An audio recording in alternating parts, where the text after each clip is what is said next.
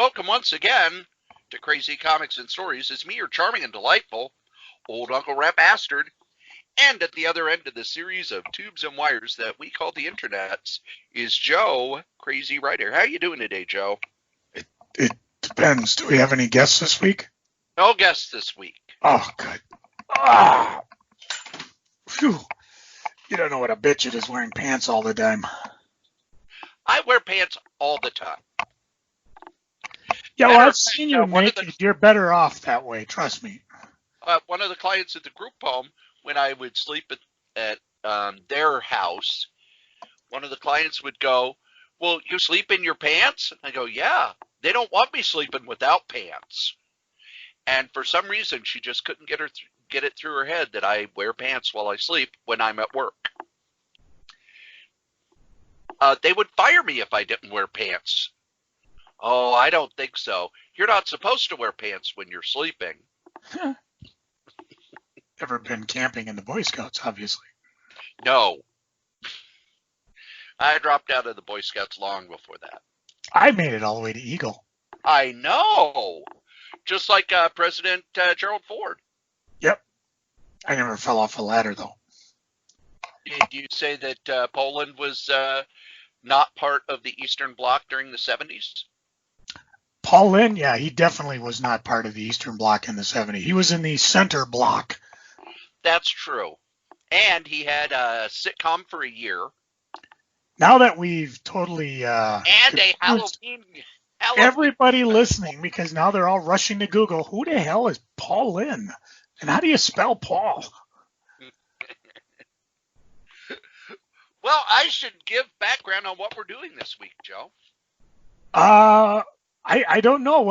What are we doing? Are we tilting at windmills? Are we tugging on Superman's cape? Are we spitting into the wind? Are we tugging on the mask of the old Lone Ranger? Or are we actually going to try to do a previews show? We are a prisoner of hope here because we have been told officially by Diamond through a press release that they will begin distributing comics in May. Don't you believe it? And DC couldn't wait. Because they've got corporate masters on their heel going, "Why have you stopped feeding the beast money?" Well, you see, our sole distributor, hurry, we demand a sacrifice. We demand a sacrifice. Well, see, that's the best part of this show. In 10 seconds, we put in more pop culture references than most people can Google. Well, not only that, Disney, I guess, has extracted a lot of cash because they are pretty much betting that this will last till October. They are betting that this will last till October or November. And I'm wondering if at this particular moment in time, if we should just go invest in a barrel of oil. Of course, they'd have to pay us $37 for it, but... I read up on that, and the reason is because now all of the storage, especially here in the U.S., is full. Oh, yeah. Yeah, they're actually parking tankers somewhere. Yeah, just drop anchor and hang for a while. Trust us on this. And then some yabo on Facebook said that this was all a vast conspiracy to, because, really rich people, blah, blah, blah, blah, blah. And I said, okay, through all of this, I just as we learned with Nixon, follow the money. Who's making all the money right now? Oh, it ain't comic book shops. Well, he wasn't able to give me an answer that didn't involve. What I want to know is if it's a conspiracy, how the hell did he find out? That's true. We will have to talk to him after the show. Well, I want to remind everybody said too much. That I pretty much don't believe in any conspiracy after the 90s because no one could keep a secret at all. That's actually a scientific mathematical fact because they say the more people that know the secret, the less likely it is to be kept.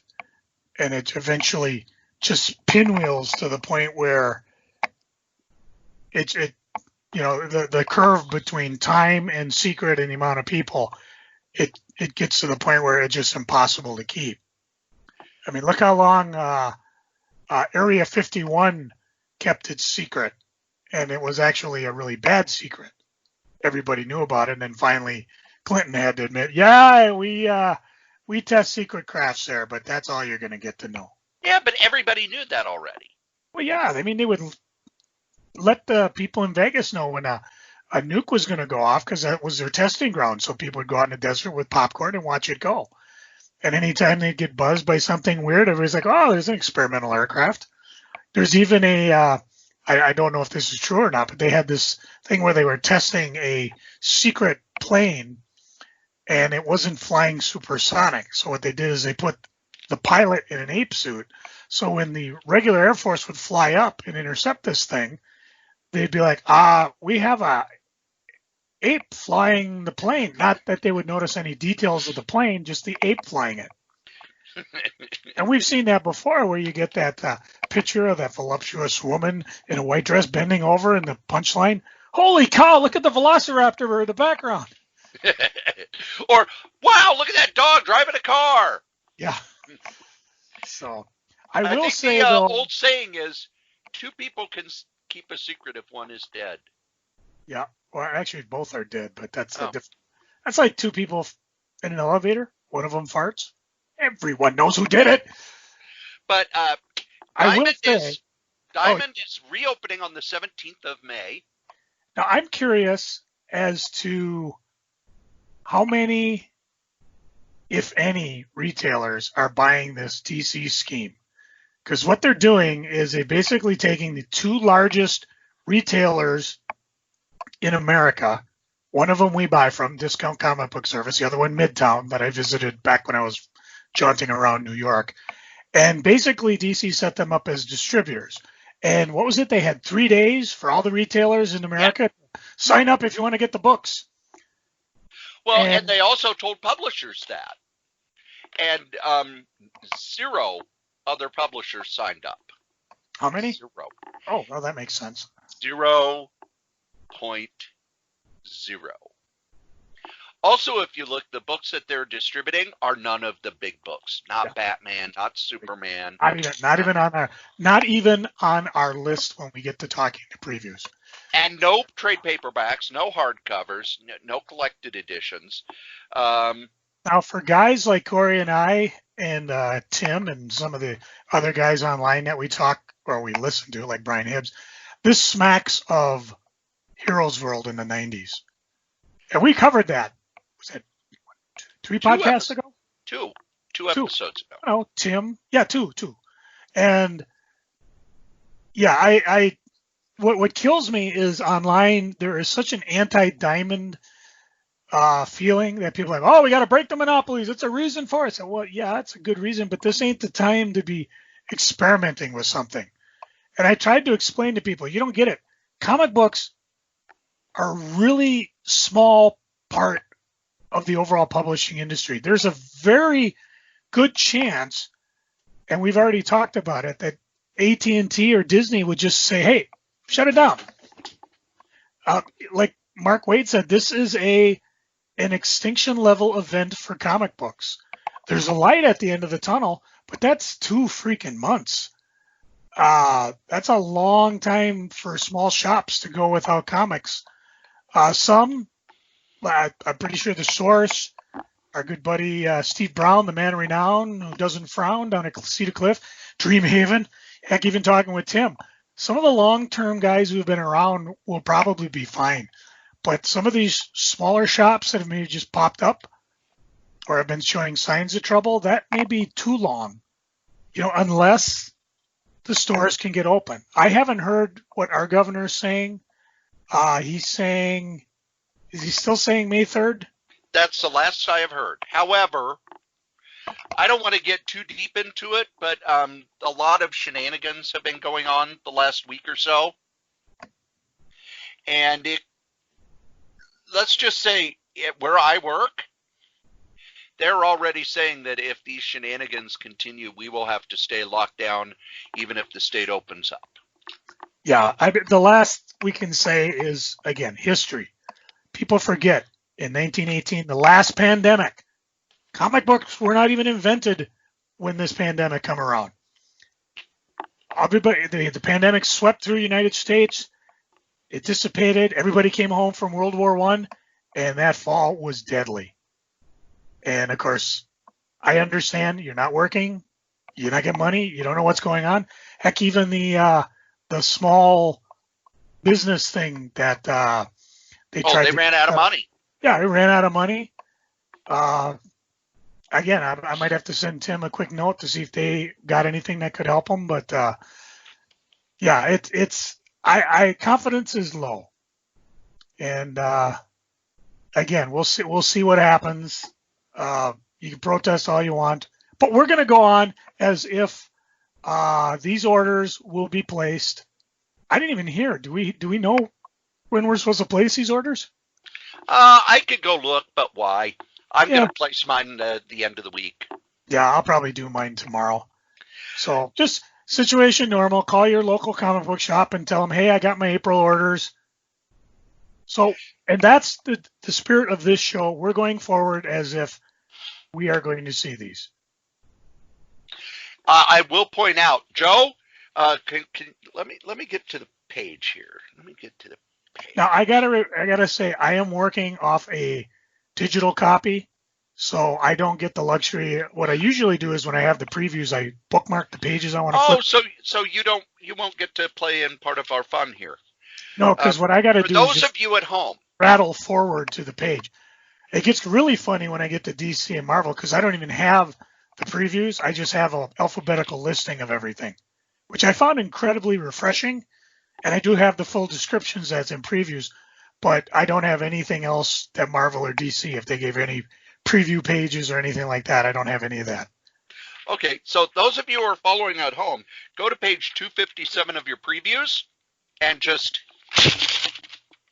rip it out, throw it away, because Alterna Comics announced that they will no longer be distributing through Diamond. They are canceling all orders. They were a newsstand company. They will not be distributing through the newsstand either. It will be mail order only, even for shops. So that's working well. Wait, I can't. 257? Yes. 257 for me is the middle of Aftershock Comics.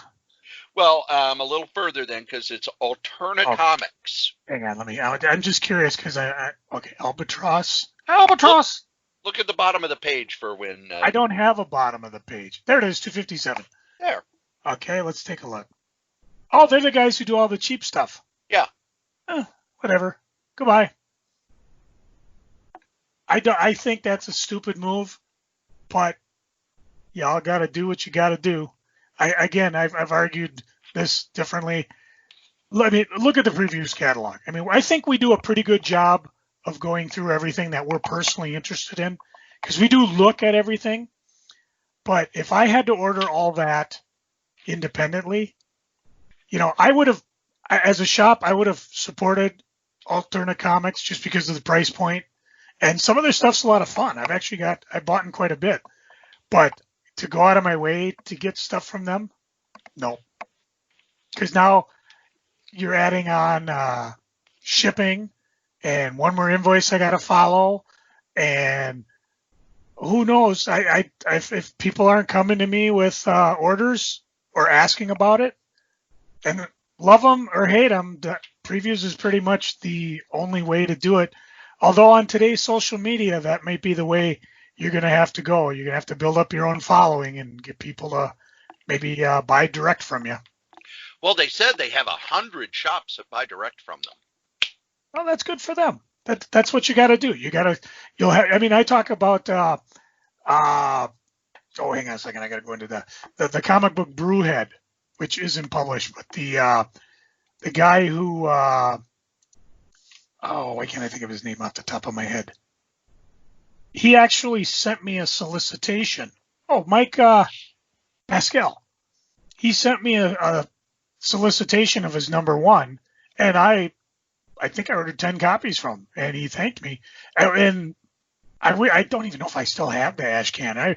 I met him a couple times at the various Cap City shows. I don't think he was in Diamond because he published 93 to 96, and then he just stopped. He did a couple one-shots and things like that. But there's a case of someone who reached out to me, and I ordered direct from him.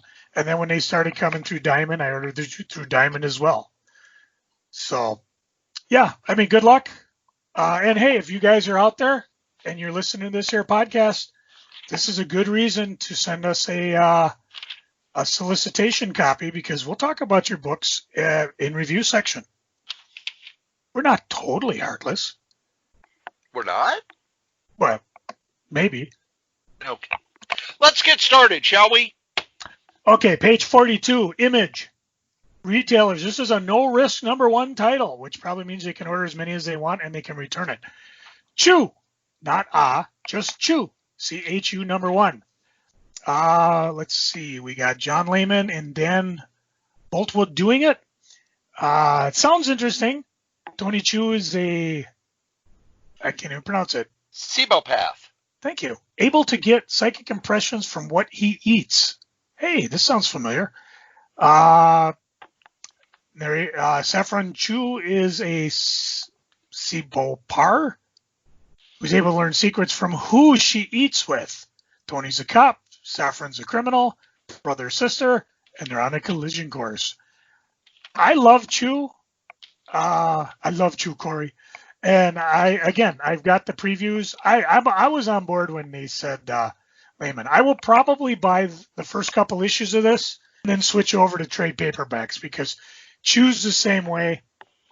I bought it for a certain amount of time, and then I just went to graphic novels, mainly because my daughters got interested in it, and it was a lot easier to pass around graphic novels. Although I do have to say I've lost track of which ones I have. Down below, they do offer 12 issues in the trade paperbacks, or if you want to do the omnivore editions and get 6 hardcovers. So I just got to get my trade paperbacks in one spot and order the ones I'm missing. So that's the first one I recommend, Mr. Strobe. I would like you to go to page 65. This is a book that I reviewed, but the trade paperback is out now. The Clock, Matt Hawkins and Colleen Duran. When I reviewed it, the coronavirus, COVID-19, was just something going on over in China that we kind of heard about. Within 3 weeks, hundreds of millions of healthy people worldwide contract various forms of aggressive cancer, and the proliferation, seemingly a viral outbreak, stumps the best scientific minds available. So, a bit prescient. I read the first issue, really enjoyed it, and decided I would wait until the trade paperback comes out. Here is the trade paperback. Colleen Duran normally draws... this is more a little sketchier style for her, and I think it's because she's being inked by someone, or she's just trying a new style for the story. But yeah, the first issue was fantastic, so I can't wait to read the entire trade. Although this is all 4 issues, tells the whole story, unlike Matt Hawkins' Frozen thing he did a couple of years ago, where it was all set up for a new series and then we haven't heard anything. So hopefully this wraps everything up in one book. Joe? On page 72, putting my money where my mouth is, I mentioned this one when the comic came out and said, I'm buying this as a trade, and I'm going to. Undiscovered Country, Volume 1. Scott Snyder, Charles Soule are writing it, a ton of artists. Basically, it's a journey into an unknown region that was once the United States of America, a land that's become shrouded in mystery and literally walled off from the rest of the world for well over a century. 2 small expeditions are entering the former United States simultaneously, one from the east, one from the west, and traveling inward, each seeking their own form of truth as they struggle to survive in this strange and deadly lost continent. It caught my attention when it came out. Now that it's a book, I will definitely be picking up on it. Now, for me, because of the way I don't have a physical copy here, that's it. That's the only new things that I'm buying. Cory, what else from Image are you interested in? That's it for the new stuff. Their ad this month for here's the trade paperbacks to stock up on are for Pride Month, because these are books coming out in July. So if you do want to use that, I loved Motor Crush. Loved it, loved it, loved it, loved it, loved it. It was by the same team that did Batgirl of Byrne. So it's Cameron Stewart and Babs Tarr. That was fantastic. I have not read Wicked and Divine. I tried reading when we reviewed one of the trade paperbacks, but it jumped in the middle and I was completely lost. So I am going to try it again now that it's all done. But check your shop. They might have these on sale because Image does do sales when they do these promotions. But that was it for Image from me. So we move on to Dark Horse. And I'm going to jump right to page 105, another round of the Orville launch day. I like the series. It's on Hulu. I know they're on hiatus because of everything being shut down in Hollywood. And this is pretty much all you're going to get for the moment. When seemingly hostile Krill ships cross into Union space, the Orville intercepts them. Captain Mercer learns they're en route to a planet that left the Union decades ago under mysterious circumstances. Scans have discovered a moon-sized construct above the planet, and the Krill intend to preemptive strike against the presumed weapon. But what is it? I think they'll probably do 4 or 5 issues. This is a 2-parter, and then do it as a trade. So if you want, the first trade's available. They call it Season 1, Volume 1. I'm not sure where this falls into continuity, but or if it does. But, you know, if you like the Orville, this is the one to jump on. I'm sorry. I was going to point out the next page, if you're a Stranger Things fan, is Stranger Things Volume 3, Into the Fire. So usually I like to point these out, but I didn't do a lot of that this time around because I wasn't sure. You can get I think there's 2 other trades that are available. Again, if they're available, if that's the keyword, call your local comic store because they can get it or maybe order it or maybe they have it sitting on their shelves. They're more than willing to get it to you. I am going to point out a book that I don't want you to buy. Uh-oh, that's odd. Page 116, the EC Archives Shock Illustrated. These were what they called pictofiction, where Mad had been successful, so they thought, well, maybe we could sell magazines. And they did illustrated short stories. This also has a unreleased until 1996 Frank Frazetta story. So they basically have issues 1 and 2, issue 3. There were only about 100 printed because EC ran out of money. The distributor didn't want them. So Bill Gaines actually just went to the printing plant, grabbed a bunch, stapled them together. They think it's between 1 and 200, and handed them out to people in the office and mailed them to people who had sent a lot of letters to EC. 4 was in various stages, and they've got all that. And you're probably saying, well, why are you telling me not to buy it? Because your comic shop can actually order the entire Pictofiction box set for $150, which has Shock Illustrated, Horror Illustrated, the romance book, all of these in a much nicer format, printed larger for less than these 4, because it's going to take 4 archives to reprint all this stuff. Just buy the box set. It's still available. It's been available forever. Just have your comic shop call Diamond and say you want the Pictofiction box set. I have read these. They are definitely mediocre. The short stories are not all that well written. Some of them are just short story adaptations of some of the EC comics, including the Lipstick Killer. And the prose is not that well written. The art is really nice. It's good to have them if you're a completist, but they're not all that good. It was definitely, there was a reason why they didn't sell, and it's because the writing just, if you're going to be writing short stories, the prose has to be pretty good. The pulps had already died, and these really resembled pulp magazines with a lot more illustrations. So it was not a surprise that they died. They were also a victim of the distributor collapse in 1956. And that is it for Dark Horse. For me, I've got a couple other things just to point out. On page 104, if you're a fan of the Netflix show The Witcher, it's the beginning of another comic series. And since we're waiting for the new series on Netflix, you might as well check this out. You can also see below where it says also available, you can get the omnibus to get all the other stuff. And there's a little diamond code there. If you give that to your retailer, they'll love you. Some paraphernalia there.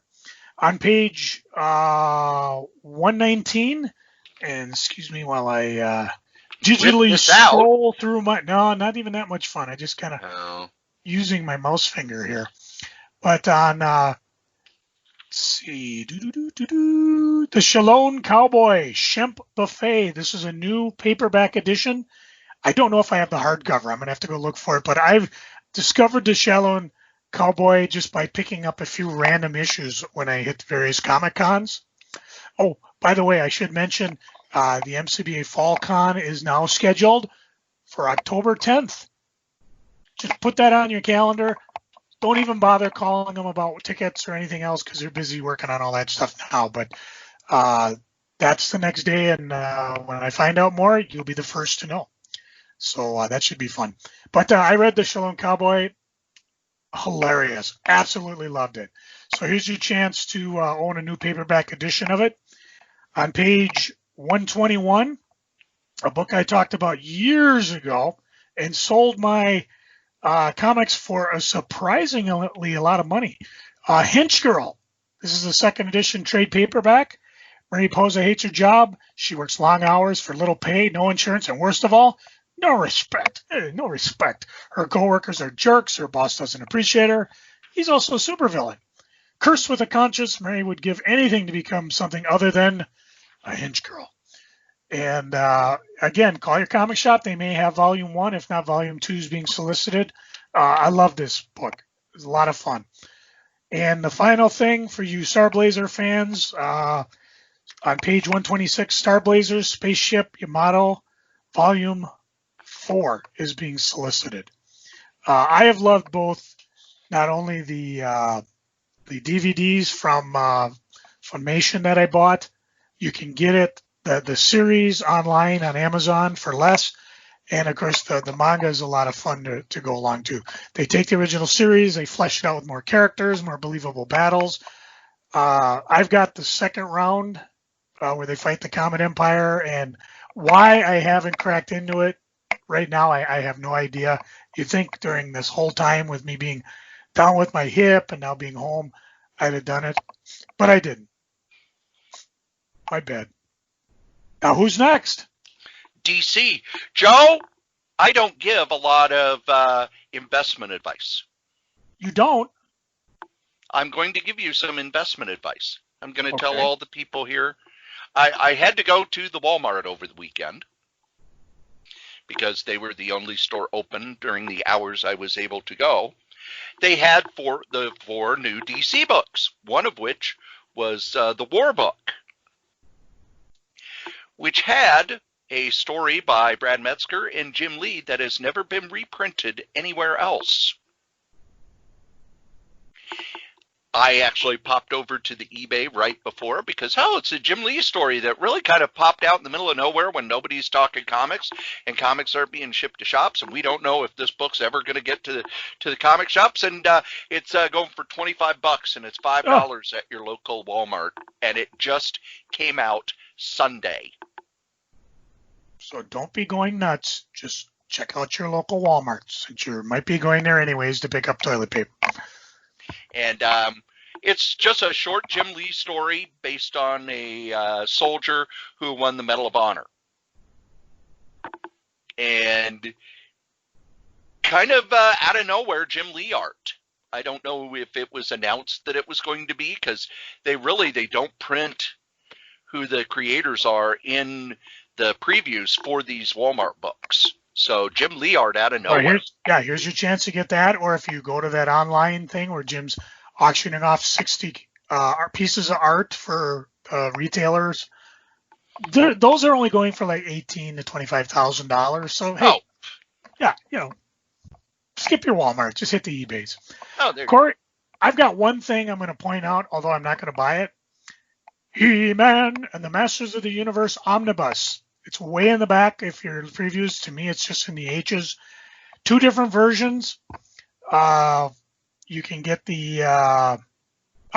one version. There's actually a He-Man and Master Universe trade that I got confused. But the Omnibus prints everything that DC's done all the way back from the little thing they stuck in the beginning in DC Comics Presents number 47, He-Man Masters Universe 1 through 6, the 2012, the 19-issue series from 2013, He-Man Eternity War, DC Universe versus Masters of the Universe, He-Man versus Thundercats, Masters of the Universe Specials, The Origin of He-Man, Skeletor, and Hordak. Allegedly ships May 13th, 2020. Oh, that was in previews a while ago. Okay, well, it's in again, so. Yeah, it's not in the printed previews, though. Oh, see, I'm glad you said that, because this is a case where online they're pushing it, and they have the code. So if you believe it, that may be showing up in the March 17th shipment. So here I was all excited. With that correction, Cory, I got nothing from DC this month. And it's not because of a knee-jerk reaction where I think they're being stupid about what they're doing. Literally, there is nothing they solicited this month that I'm interested in.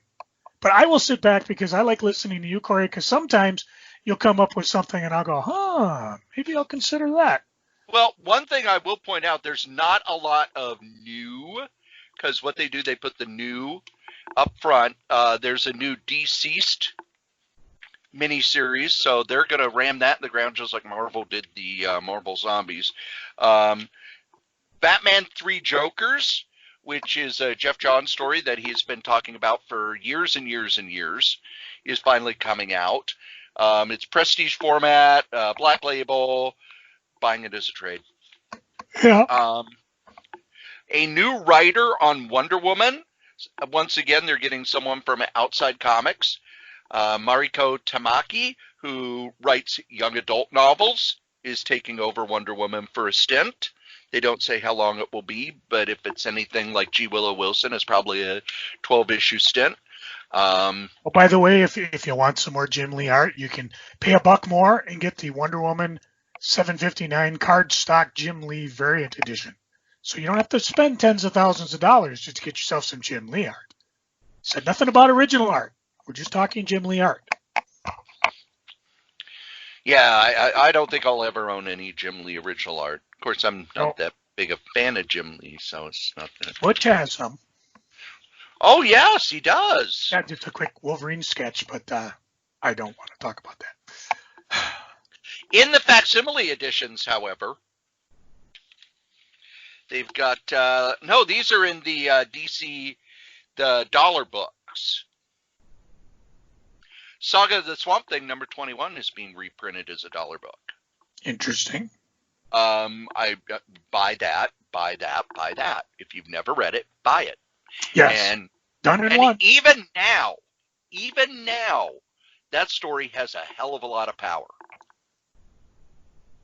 I recently reread it, and I've read it. I don't know how many times. I still remember I was going into the shop, and one of my friends was like, "Oh, you need to get this new issue of Swamp Thing." I'm like, ugh. I gave up on Swamp Thing because they'd started a new Swamp Thing when the movie came out. It was Martin Pascoe and Tom Yates, and it was mediocre at best. And after like 3 or 4 issues, it's like, nothing is happening. I don't care. He went, no, you want this. And I read it and was blown away. What bugs me, though, is they rarely reprint the issue before, issue 20, which actually wraps up everything and sets up what is in Swamp Thing number 21. And it was another one of those stories where Alan Moore kills off the lead character in the first issue he takes over, because that's what he did with Miracle Man, and that's what he did with Captain Britain. Let's see, what are the Giants this month? The Giants this month are Flash Giant number 5, Swamp Thing Giant number 5, Teen Titans Go, DC Superhero Girls Special Giant number 1, and a book that will probably be pushed back because the movie has been pushed back, Wonder Woman 1984 Giant number 1. So those are your the 100-page Giants. Another thing DC announced is that the stories from the 100-page Giants that first were Walmart exclusive, then they did the trade paperbacks through that you could buy through shops. Now they're going to be putting those stories on their website as digital comics, so that there's some new content. New in quotes. So I'm going to go through all of the books. This is one where DC wants all my money, Joe. Gail Simone's run on Batgirl's getting an omnibus. Gail Simone is fantastic. Her DC, I like her DC work better than her Marvel work and better than her work at Dynamite and Boom.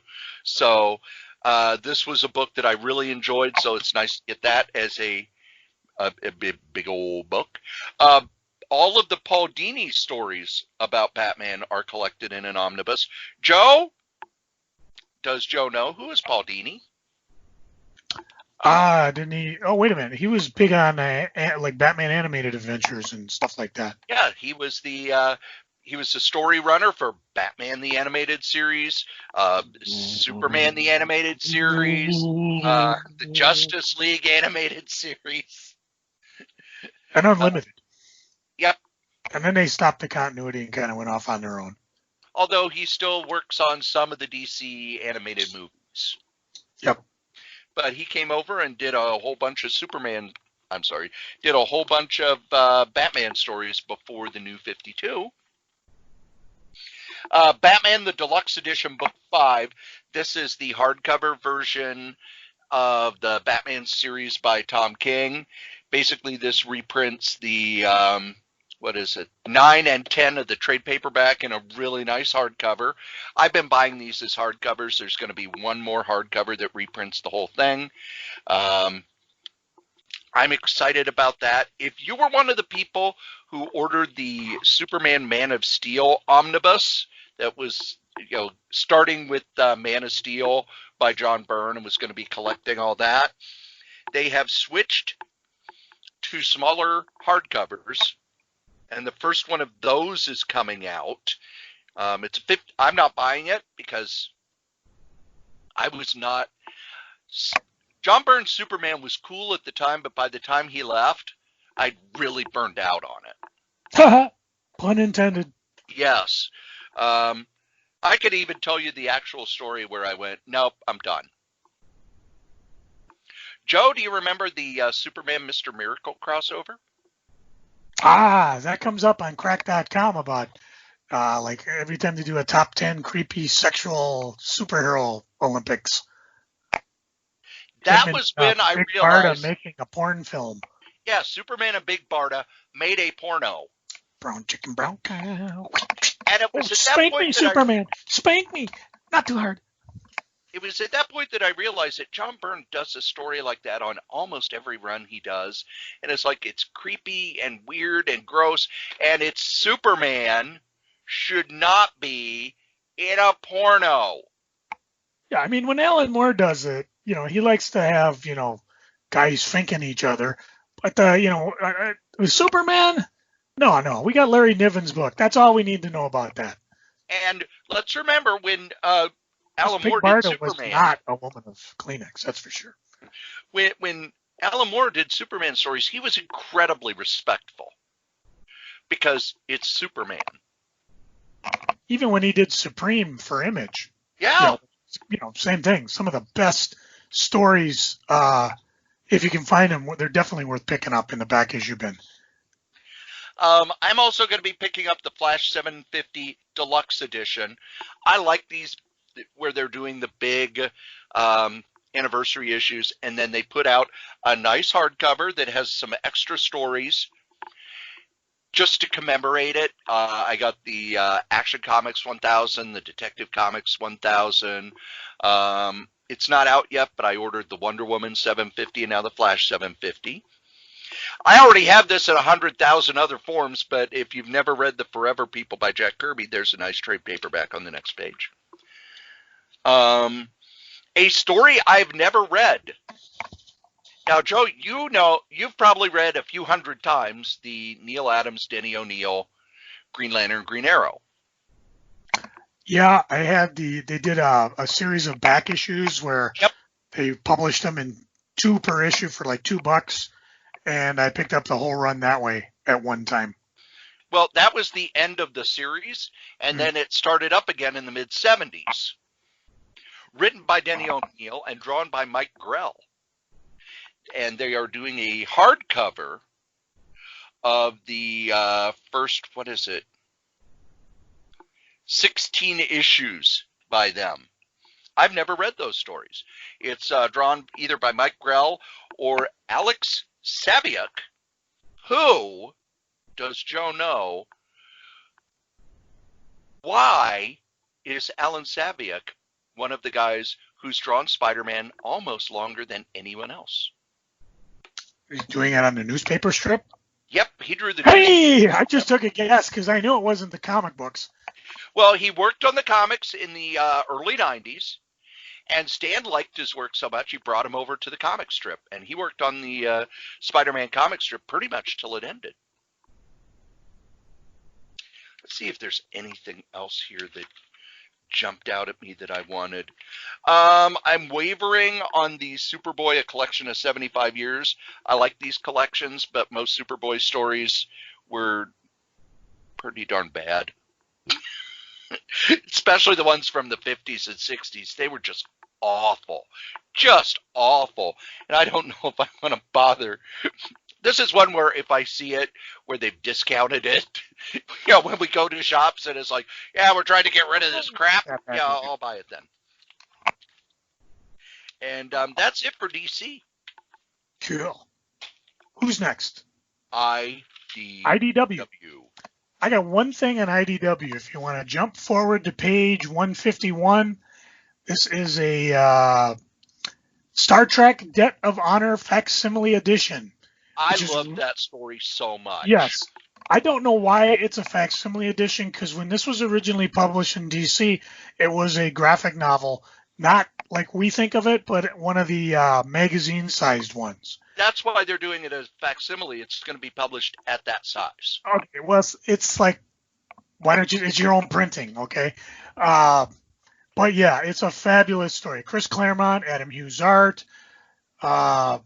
It does what I love in Star Trek. It's a series spanning decades of Kirk's career, where the USS Enterprise finds themselves teamed up with Klingons and Romulans to fight a galactic threat that no government dares admit exists. And I don't really want to give away too much, but it ties into the Doomsday Machine episode, which is like my favorite of all time. So you had me the minute I saw the preview art of that way back when this was being published.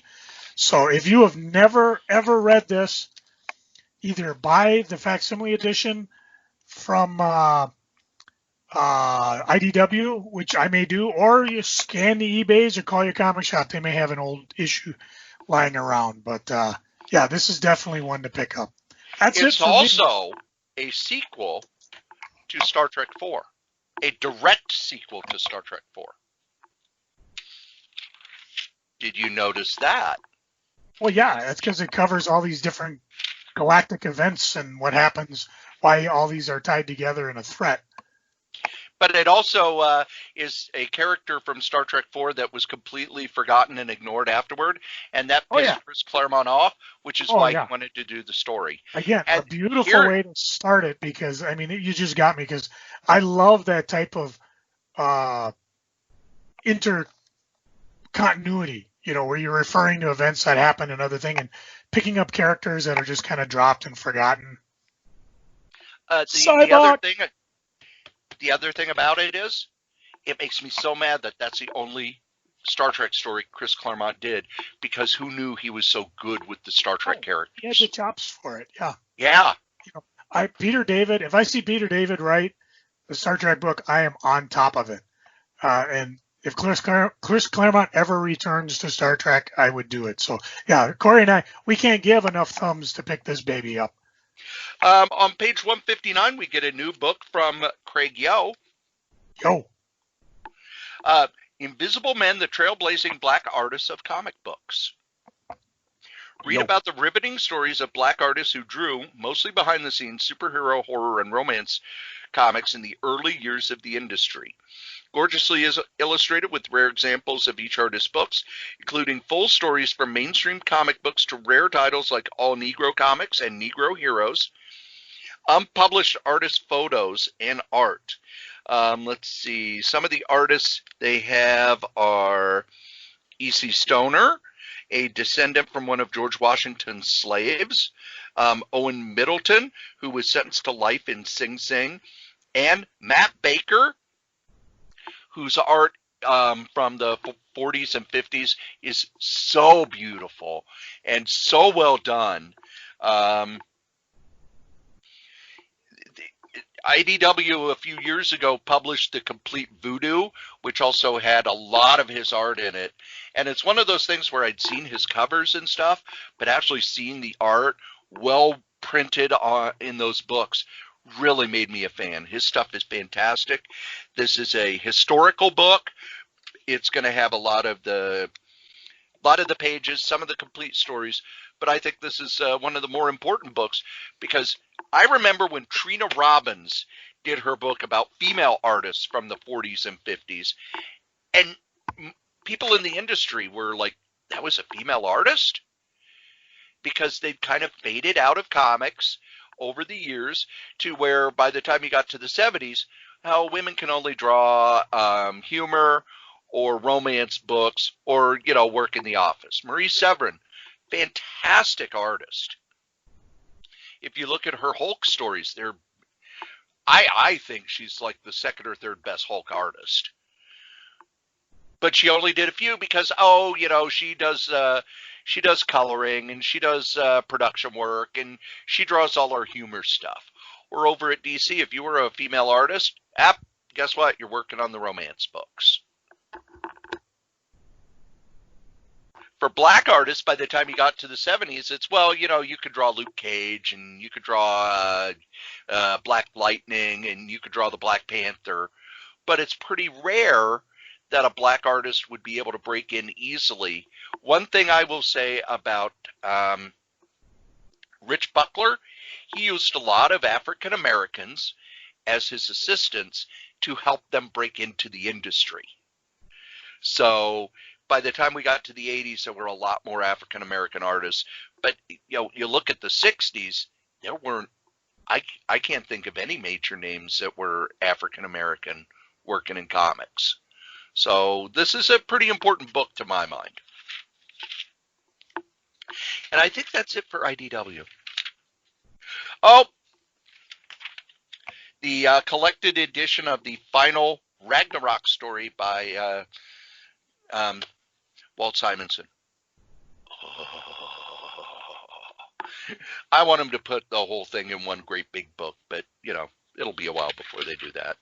And if you haven't read Ragnarok, pick it up. It's basically Walt Simonson doing a Thor story after Ragnarok has happened, using more direct Norse mythology rather than Marvel mythology. And that's it for IDW. Next in previews is Marvel. Marvelous. I have no idea what page these are on, but I will just go. It's coming. Says so right on the cover. I have no idea. Although I do know that Shang-Chi is here. Chi? The Master returns. An ancient and evil secret society has stayed in hiding since the death of their leader, but now his successor has been chosen to shift the balance of power in the world. Zhang Zu's son, we know him as Shang-Chi, Witness, the Marvel Universe's greatest fighter, returned to a world of death and destruction he thought he'd left behind long ago. Plus, it's a 5-issue miniseries, and, I'm more willing to jump on a miniseries than I am, if it's an ongoing, especially if it's a character. Yeah, I kind of like him, but I'm not really going to go nuts over him. So that's the first one I got recommended. I do like how they've shifted continuity. Zheng Zhu? Yes, that's Shang-Chi's father. I thought Yellow, what was his name? Yellow Claw? Fu Manchu. Well, it was Fu Manchu, but now they say that Shang-Chi took that persona. And now he's discarded it. I thought that, yeah, right. I thought you can mopey that one up your collective wazoos. No, I thought that's why they pushed those omnibuses out, because Fu Manchu's now a public domain character. He's the stories are public domain. The character is trademarked. Ah. So they did have to pay the Sax Rohmer estate to reprint those. It's like Tarzan. Joe, if you want to print the first, I think it's now up to either 3 or 4 Tarzan novels, you can. You just can't put anywhere on the cover that it's Tarzan. Curses. Or like back in '89 when Malibu Comics put out the Uncensored Mouse. The early Mickey Mouse newspaper strips had fallen out of copyright, but the character of Mickey Mouse was still trademarked. Now, you could print them, but Disney has enough lawyers that they will crush anyone who tries.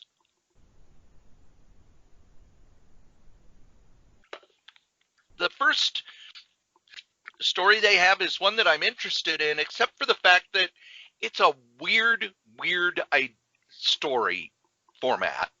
Nonstop Spider-Man by Joe Kelly and Chris Bachalo. A 40-page one-shot. Basically, it's going to be like pure action from cover to cover. But it's such a weird format. It's not a mini-series. It's not longer, so it's a graphic novel. It's 40 pages. How much is it? It's $4.99, which is the average. Why not say it's an annual? Why are they putting it out as this weird one-shot that I don't know what they're going to be able to cram it into to reprint it in a trade paperback or whatever.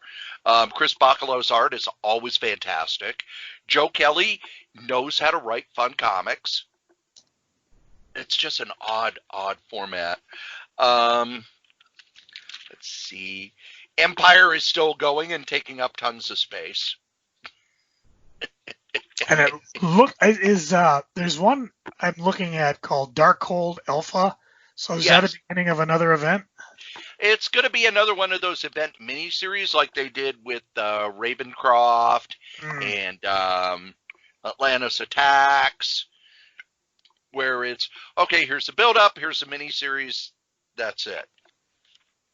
Yeah, I'm kind of interested in it just because I kind of dig Doctor Doom, and I kind of like the idea. I can't envision that it would not involve Doctor Strange, because I like Doctor Strange as well. But so that's the beginning of it right there. Alpha. Joe, do you want to read a story that never happened? Yeah, I got Kool-Aid Man 1 through 5. On page 27, Amazing Spider-Man Annual number 21, facsimile edition. First off, it's the marriage of Peter Parker and Mary Jane. And we've talked a bajillion times about why this happened. When I go back and look at it, knowing the behind-the-scenes stuff, it's like, oh, so that's why the art all looked like crap. They drew this in a hurry. They had next to no time, because Stan had already started the story in the newspaper strip, and they wanted this to come out the same time it happened in the newspaper strip, and the same time Peter Parker and Mary Jane, although Peter Parker was in the Spider-Man costume, got married in Shea Stadium. Bet you didn't remember that happened, did ya? All I remember is they had 2 editions. Like you said, one had Spider-Man and one had Peter Parker on the cover. They had covers, woohoo! They had an actual marriage. in the before a Mets stadium. It was in the comic. It was in the comic strip. I don't know if it got any news play or not, though. Yeah, it did. Not all that much, mostly in New York. But Joe, you said that it was 2 covers. What was the difference between the covers, other than the fact that one had Peter Parker marrying Mary Jane and one had Spider-Man marrying Mary Jane? Well, Spider-Man was made for the newsstand. Right. Although, no, I know I picked up both of them at the comic shop. I don't. Comic shops could get both. Yeah. But, the Peter Parker was direct sales only. Only. Because they were pretty much, nobody's going to know who the hell he is. Nope. Oh, that art is terrible. It's on Marvel Unlimited, and you could tell that it was inked in a weekend. Oh, it's just awful looking. Well, I got nothing else comic wise. Is there any other comics you're looking at? Well, at the beginning, it's where all the new stuff is. The True Believers month is a whole bunch of X-Men. And if you are a little behind on the X-Men, or you've missed some stuff and you don't know everything that's going on, there is a one-shot called X-Men Dawn of the X Saga, which is just a 32-page one-shot that brings you up to date on what's happened with the X-Men. The new stuff, or just everything? The new stuff. Okay. And if you're only going to get one of these True Believers, pick up Uncanny X-Men 171. It's got a Walt Simonson cover, but Paul Smith art. And I actually, on my Facebook page, pointed out some of how good Paul Smith's art was on the X-Men. And the funny thing was, most comic fans didn't say much of anything, but comic artists like Howard Chaykin were like, oh yeah, Paul Smith's amazing. So you've also got, let's see here. Also on the previous page, you've got the Neil Adams story that introduced Havoc for $1.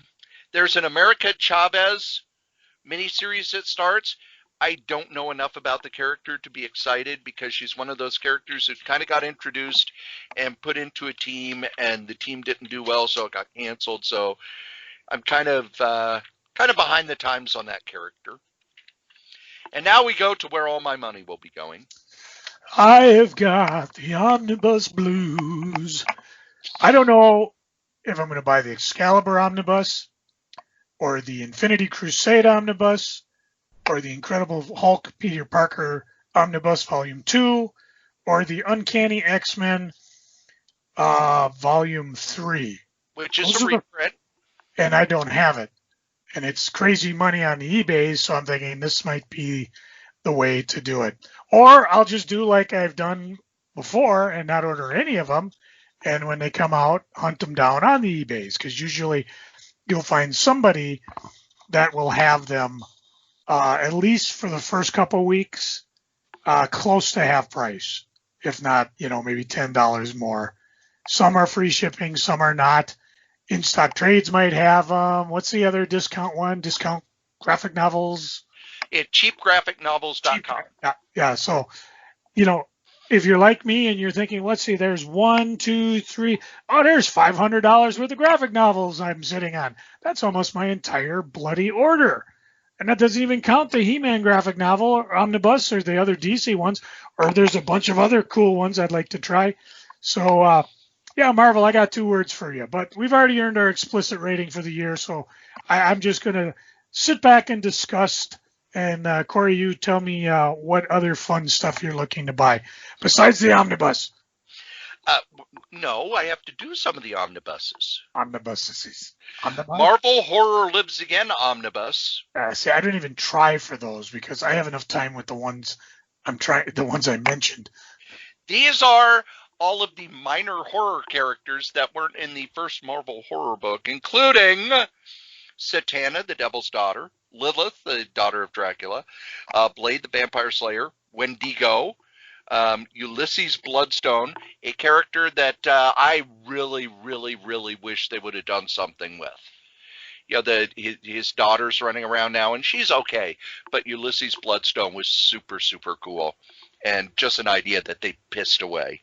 Hodiah Twist, which is a detective character who's very, very fun and very interesting. The Manphibian. And just look at the books they're collecting. Strange Tales from 1951, Solo Avengers 5, Rampaging Hulk magazine, Tomb of Dracula, Marvel Premiere, Marvel Spotlight. I mean, this is a who's who.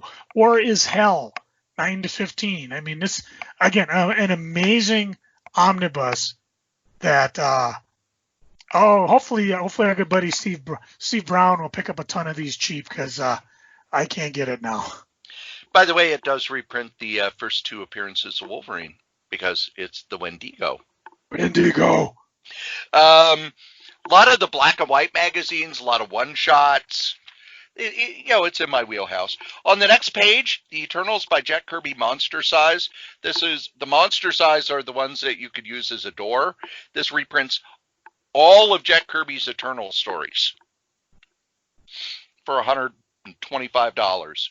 If I didn't already have this in an omnibus, I would get this because I love the Monster Size for Jack Kirby.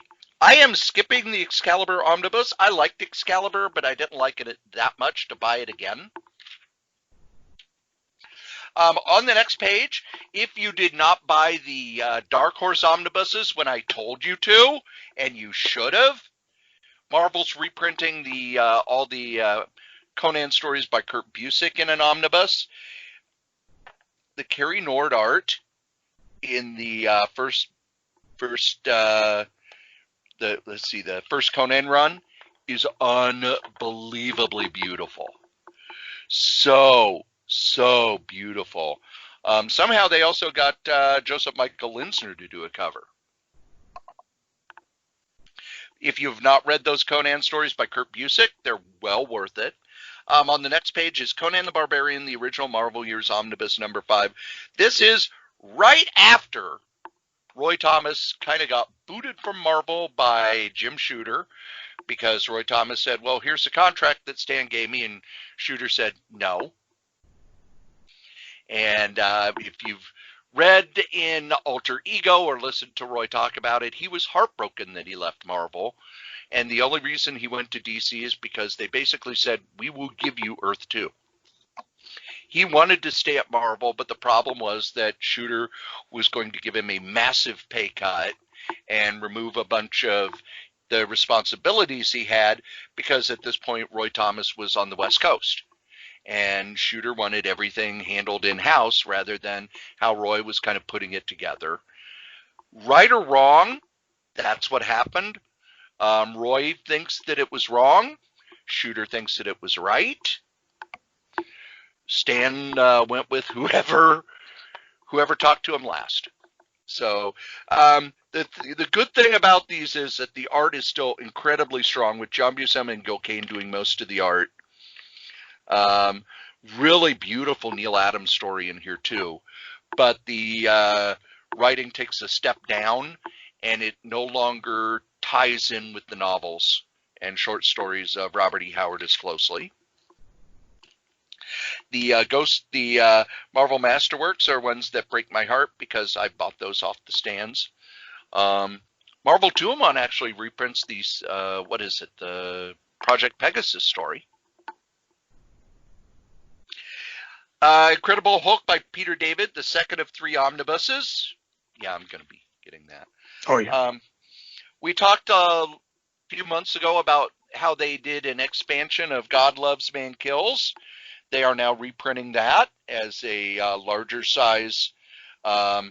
Basically, they're going to do it the same size as the Marvel graphic novels of the 80s, the graphic album size, with all the new pages. Next is Infinity Crusade, the worst of the Infinity stories, where it really showed that Jim Starlin was like, well, I gotta do another one of these big crossovers, I guess. It's also probably the biggest of the books. 1,200 pages, Joe. I'm using it to kill small mammals for, when I run out of food. Normally, if I buy these, I like to buy the cover by the original artist. There's that Stephen Platt cover. Mm-hmm. Ooh, that's really pretty. Stephen Platt, who's dropped off the face of the earth.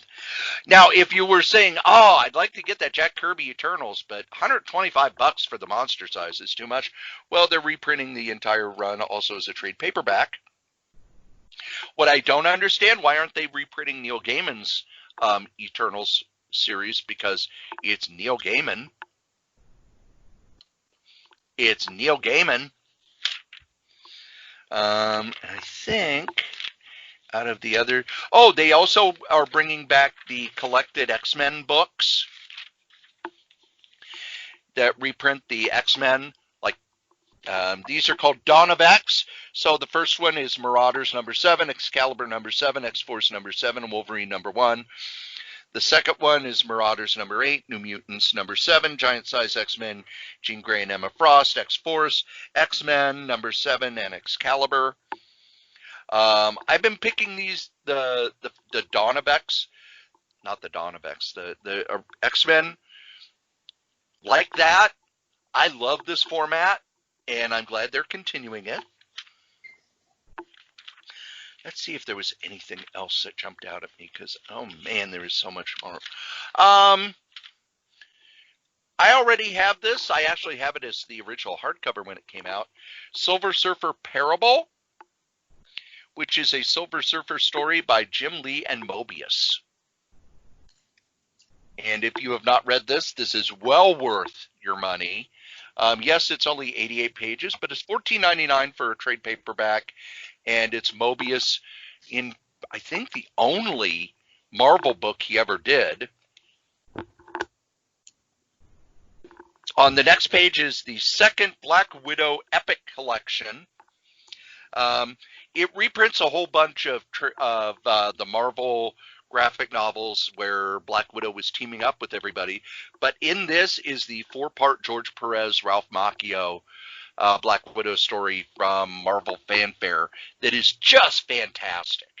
And George Perez doing some beautiful, beautiful art in here.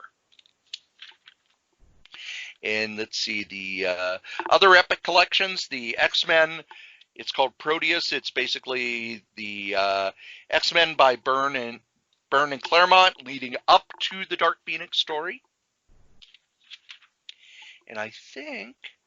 And if you don't know anything about Shang-Chi and want to read about him, they've got Shang-Chi, Earth's Mightiest Martial Artist, and it reprints most of these stories since they've brought the character back.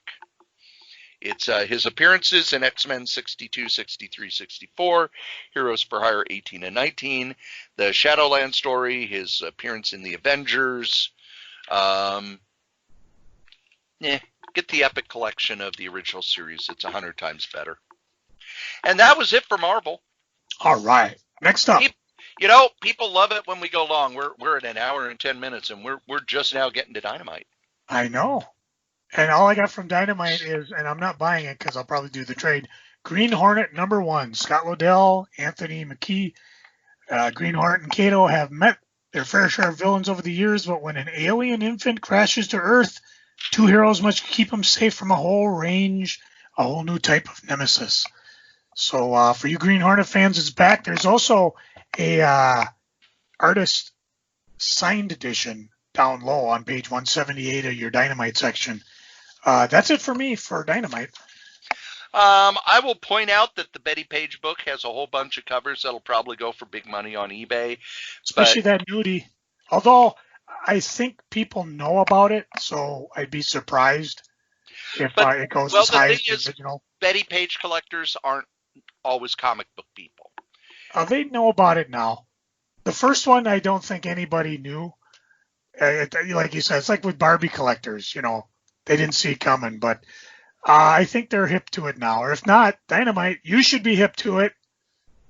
We can't be telling you guys this stuff. You should learn it on your own. And I have yet to read one of the Dynamite Betty Page comics that I've liked. So, boom! Boom! Okay, page 204, I'll point out Willow #1 for you fans. I'm not sure if I'm going to do this one as a trade or as a series. After everything and everyone she lost to Hellmouth, sorry, Willow is leaving Sunnydale on a world-spanning road trip in search of her true self. She stumbles on a community of people like her, lost witches, looking for answers, but there's a darkness at the heart of it. One that reminds Willow of something she's felt before, something she fears inside herself, but she's truly alone for the first time in her life. She must rely not only on her instincts and her magic to save herself from a threat. So if you're a Buffy fan, I forgot, I should have mentioned that. I should have led with that because this is tied into Buffy. And a redhead that Cory loves. So here's your chance. Jump on a new miniseries or wait for the graphic novel.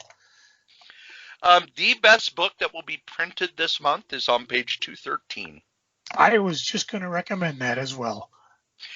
Irredeemable Omnibus. When the Plutonian, the world's greatest superhero, snaps and turns into the world's greatest villain, only his former teammates have a chance at stopping his rampage. What becomes of the hope and promise once inside him? What happens to the world when its savior betrays it? What makes a hero irredeemable? Or, for you guys who like to deal in archetypes, Superman Goes Bad. Yep. Written by Mark Waid, for the most part drawn by Peter Krause. There are a few other artists who help out here and there. This collects the entire story. It is fantastic. And there was a movie that came out a couple of years ago that was kind of the same premise, and I had completely forgotten about it, and somebody mentioned it and told me about how bad it was. And all I could think is, why didn't they just buy the rights to this? Just a fantastic, fantastic story. I cannot give it enough superlatives. Absolutely loved it. Mark Waid knocked it out of the park, and Pete Krause, not just a great guy, but a fantastic artist for this book. And if you don't want to necessarily drop for the omnibus, you just want to try it, and you got an extra buck in your pocket, page before, Irredeemable Discover Yours edition, which is the dollar version that Boom uses. So for $1, you get the first issue. Believe me, I love Pete Krause. He's a personal friend of mine. I've got some stories to tell about Pete. Mark Waid, again, he's up in that category. I say if he writes the phone book, I'm going to buy it. But just for a simple $1, you can give it a shot. And if you like it, go hunt yourself down the omnibus or the individual issues. There was also a companion book that Mark Waid wrote called Incorruptible, where it was the reverse, where a supervillain decided to go super good because of what was going on in Irredeemable. And the books intertwine. Fortunately, those crossovers are in the omnibus. So, yeah, I definitely recommend this one. And if you're not into that, hey, page 218, Bill and Ted's omnibus. Party on, dude. Excellent. And now, the rest of the story. Dun, dun, dun.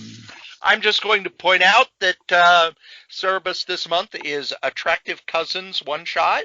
Which I am buying because it's I like Supergirl. Yeah.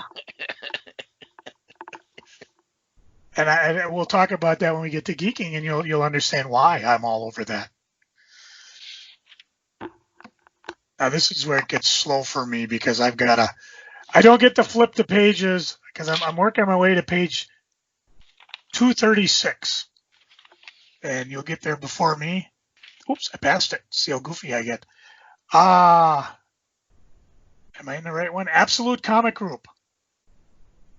I feel sorry for these guys because this is their, this is their, look, everything is resolicited from previews December 19. We're talking 2019. What a hell of a month to get resolicited. So, again, check them out.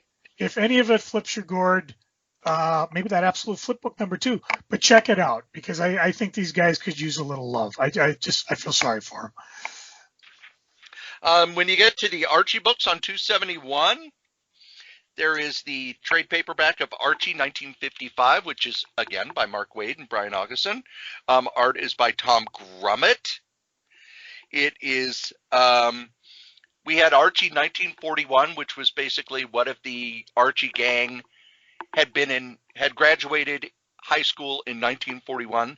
This is what would happen if they would have graduated in 1955, and Archie becomes a early rock and roll star.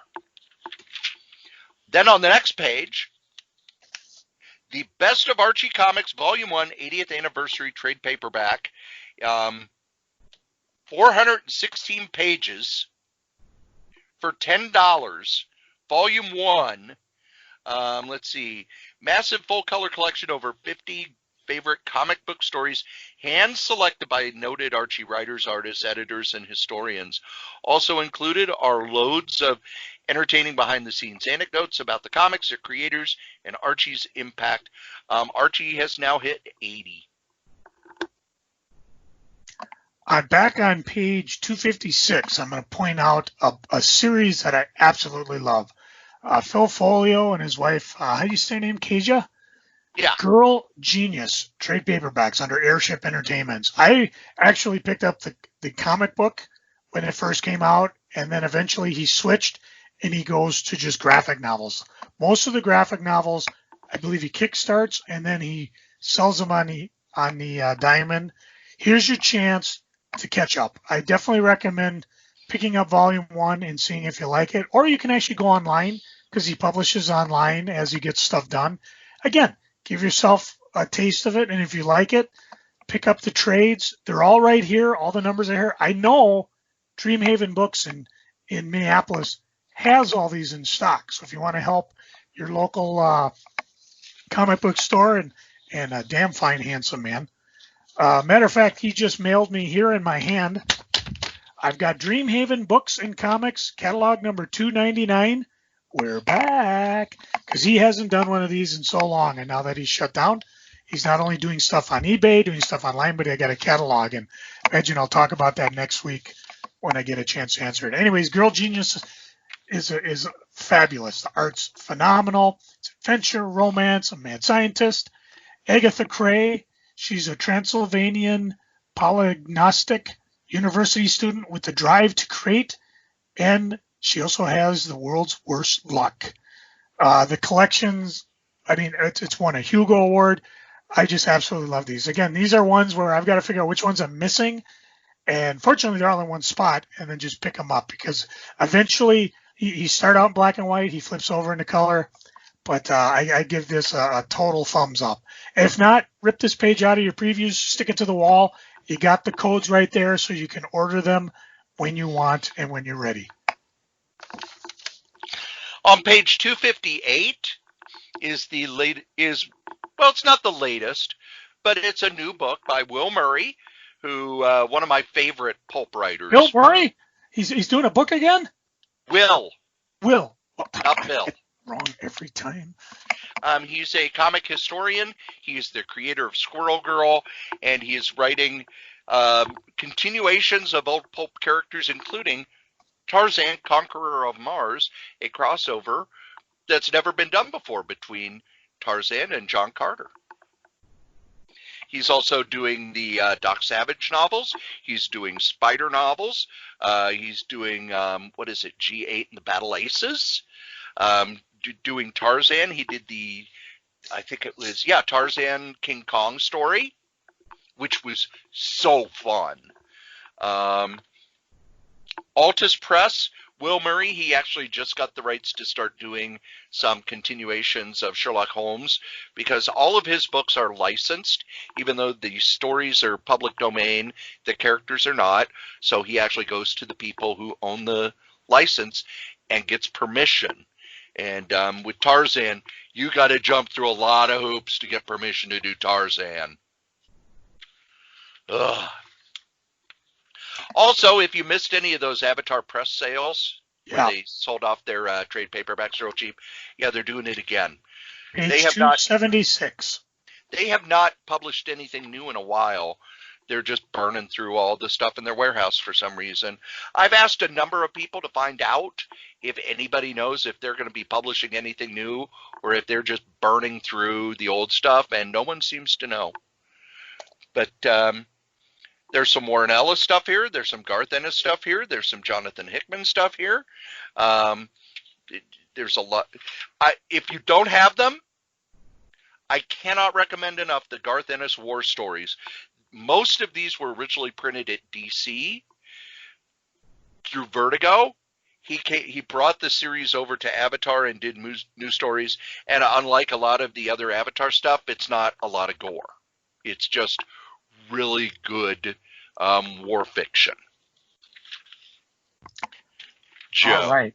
Back on page 267, I'm going to point out a mini-series from Antarctic Press. Patriotica, 3-issue miniseries. The goddess Athena, namesake descendant of the first Athena, has come to Earth to save it from the invaders out of myth, but the very powers that originally banished the gods is sapping her life force too.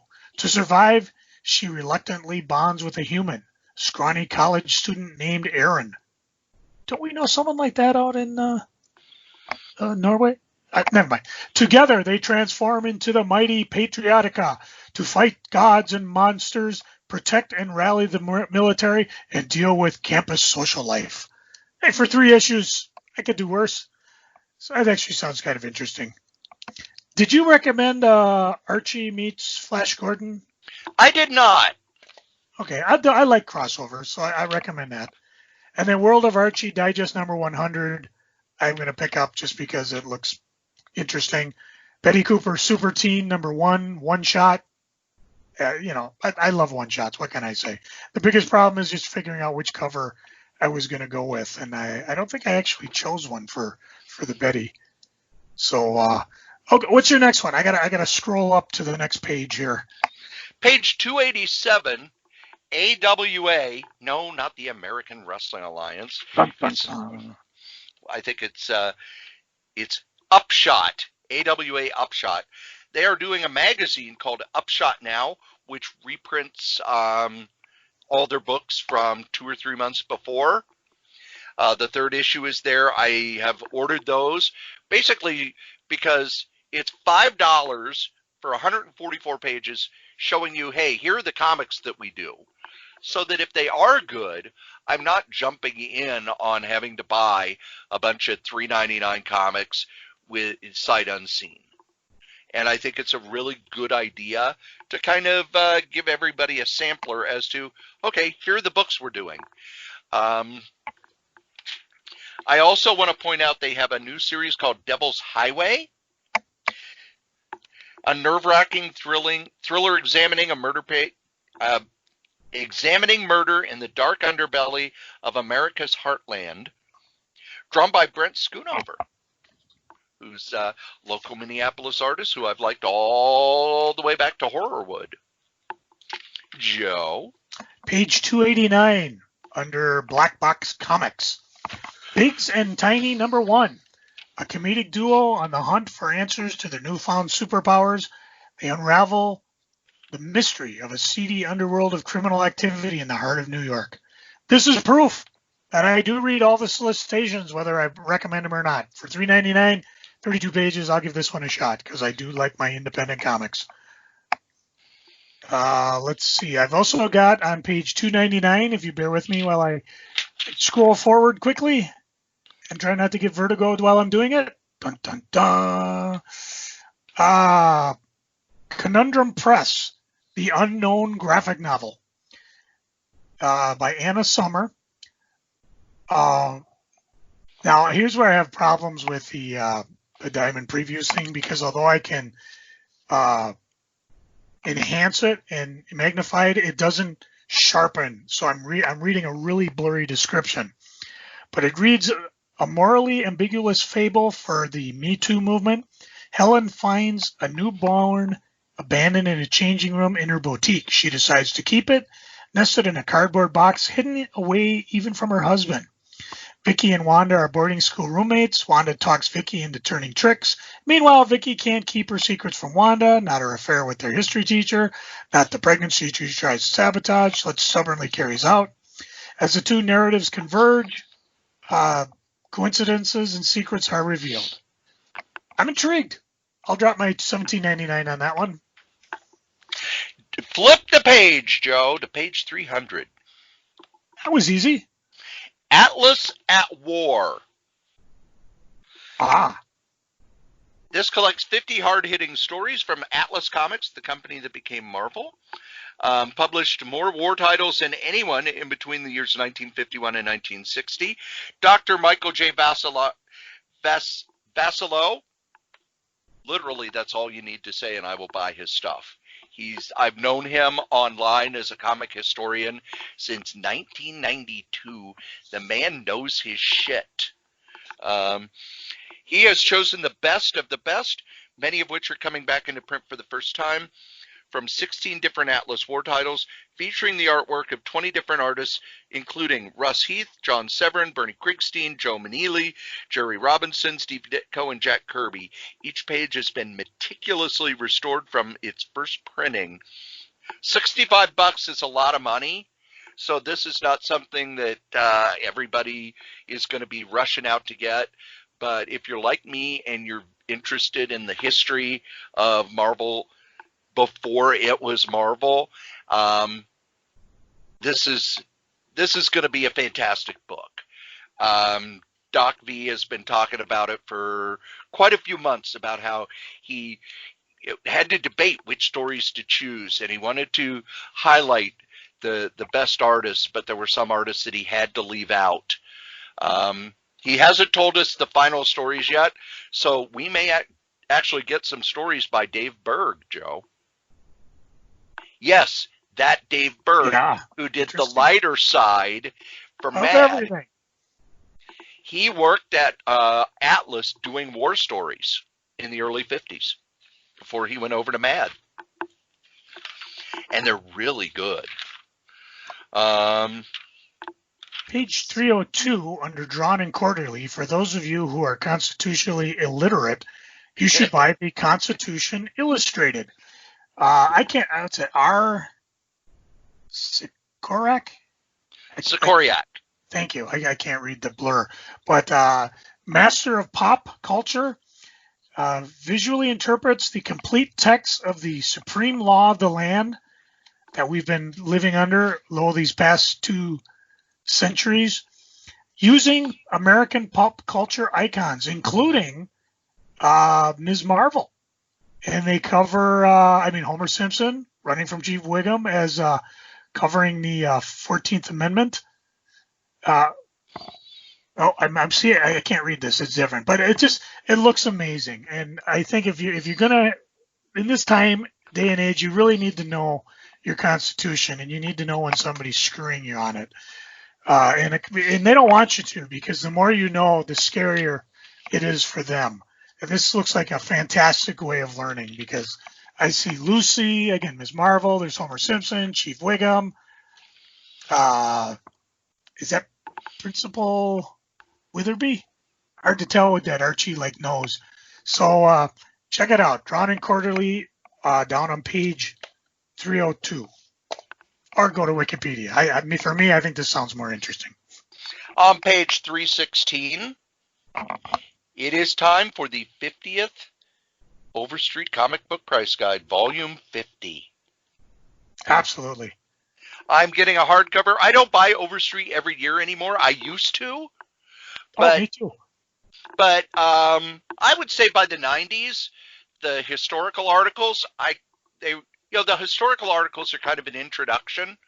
And it was around that time where I knew more than they were putting into the historical articles. I'm not saying that they're wrong. I'm saying that, I had already delved into this stuff, and the articles are more, hey, here's your introduction to this. This is why you should know who the Spirit is. This is why you should know who Plastic Man is. This is why you should know, what EC Comics was. When I first started picking it up, it was where I kind of started digging into that. Now it's like, yeah. You're doing 8 pages on it. I've read entire books on this. But this one I want to pick up just because it's the 50th, and they're going to dig into probably more of the history of Overstreet itself. Well, there was that book from last month where they talked about the Overstreet at 50, 5 decades of the Overstreet. And then you can also get, I guess coming up in the May previews will be a special slipcase set featuring both the Overstreet 50 and that book in a slipcase edition. Ooh, so maybe I'll skip buying it this month. Yeah, that's actually down there. Now for me, I've already ordered the 50 Decades of Marvel. Well, hang on, I think I ordered it. Let me just flip backwards a page. Oh, wow, I'm nuts. I actually ordered the signed one that Overstreet is going to sign. But I'm not going to buy out of this previews, because what I'm going to do from Heroes Illustrated, and you have to do it through their eBays, they have a unique edition that they do every year. It's you won't get any discount on it, because again, when you're looking at this, it's a hardcover for $30. We'll probably get maybe for $20, maybe $22, depending on the discount.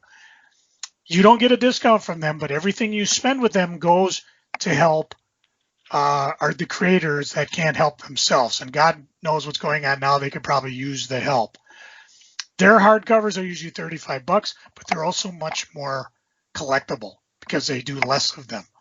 Over the years ago, when I first got into this and I started buying comics, and Pat and I through P&J Comics went to cons, and we would buy Overstreets and look, it was the event. You get it and then you look and you say, oh, my X-Men one up this, here's Cerebus one. It was just a lot of fun. And John always told us pick up the hardcovers because those are the ones that tend to go up in value a little bit more. Don't know if that's true now, because if you don't order now, you probably will get a chance to reorder, because I think as of last month, they were still doing number 49.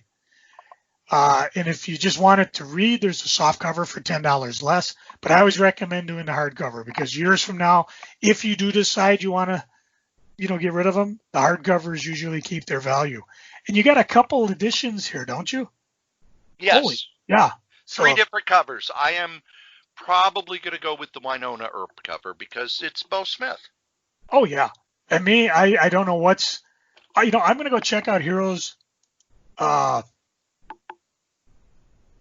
you talk about, I guess I'll wait, because I guess it's my turn, isn't it? Yeah. Oh, okay. Well, back on page 309, there's a book under First Second, Child Star graphic novel by Box Brown. He's a best-selling author. He creates a biography of Owen Eugene, a fictional 1980s child actor. He had it all. He has sitcom on prime time, a Saturday morning cartoon, a memoir on the best-selling list. The secret to success was his talent for improving and his small size, but Hollywood ate him alive. On screen, he made the whole world laugh, even as his life fell apart behind the scenes. Inspired by real-life child stars, Brown created Owen Eugene. He's kind of a composite character whose tragic life is an amalgam of 1980 pop culture. It's a fictional documentary-style graphic novel, just watching how he grows up and how the spotlight robs young actors of true childhood. A story we've heard over and over again, but that's one I definitely want to pick up and check it out. If you go to page 350, you will see a company that normally I deride, PS Art Books, because they reprint stuff that's in the public domain, and it's like, oh, okay, here's a 4 issues, 100 and some odd pages for $65. Well, they have Weird Tales of the Future, Volume 1 in softcover. It's only $24.99. And why am I pointing this one out? Weird Tales of the Future was full of Basil Wolverton art. This has tons of Basil Wolverton stories. If you have not If you don't know who Basil Wolverton is, go to the Google, type in Lena the Hyena, where Basil Wolverton drew a lot of comics in the 40s, then moved to kind of editorial and biblical illustration. But Little Abner had a contest for someone to draw the ugliest woman in the world, and Basil Wolverton won with his drawing of Lena the Hyena. He also did covers for Mad. In the 70s, he actually did work for Plop magazine. And this is where he was trying to do kind of adventure stories, and they are some of the strangest, most bizarre science fiction stories you'll read. And I do believe Weird Tales of the Future had the famous story Brain Bats from Venus, which is Wolverton's art is amazing. Also, other stories in this are drawn by Ross Andrew. Yes, that Ross Andrew, who drew Spider-Man in the 70s. So, Joe, what is the Hero Initiative cover? It is not listed yet. So keep an eye on the eBays. Maybe you can go to their website. I don't know if they list it there, but like I said, generally it's $35. I don't know how much they charge for shipping. In the meantime, you can check out all their other fun stuff because they've got, I guess, they've been doing Hero Initiative coasters. They've got original art for sale, different doing it. And then, of course, you can also check out their books and prints. My favorite are the 100 Project soft covers and hard covers where they take a property like Teenage Mutant Ninja Turtle or Wolverine and or Wonder Woman, Uncanny X-Men, Fantastic Four. They got them all listed there. And they send out blank covers. They have name of names, do the sketches. They publish them all here. The originals they auction off in various spots, not only on the eBays, various cons when they're running around. So and like I said, all the proceeds go to helping comic book creators in need. It's kind of creates a financial safety net for yesterday's creators who may need emergency financial aid, support for essential life.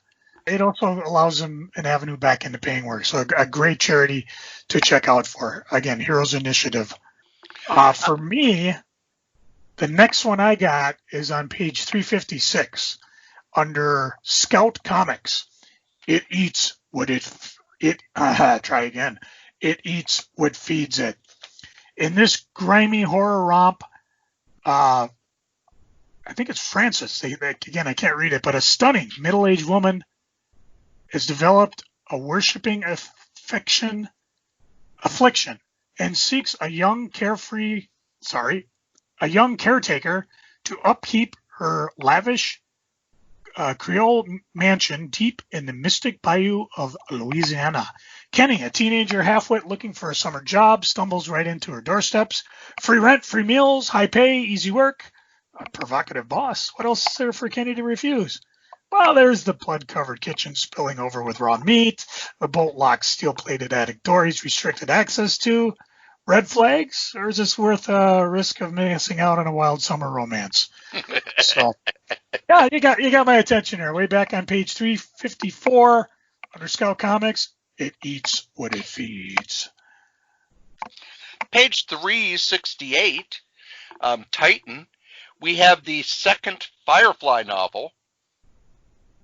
So if you are a Firefly fan, support these novels so that there will be more. I read the first one and really liked it.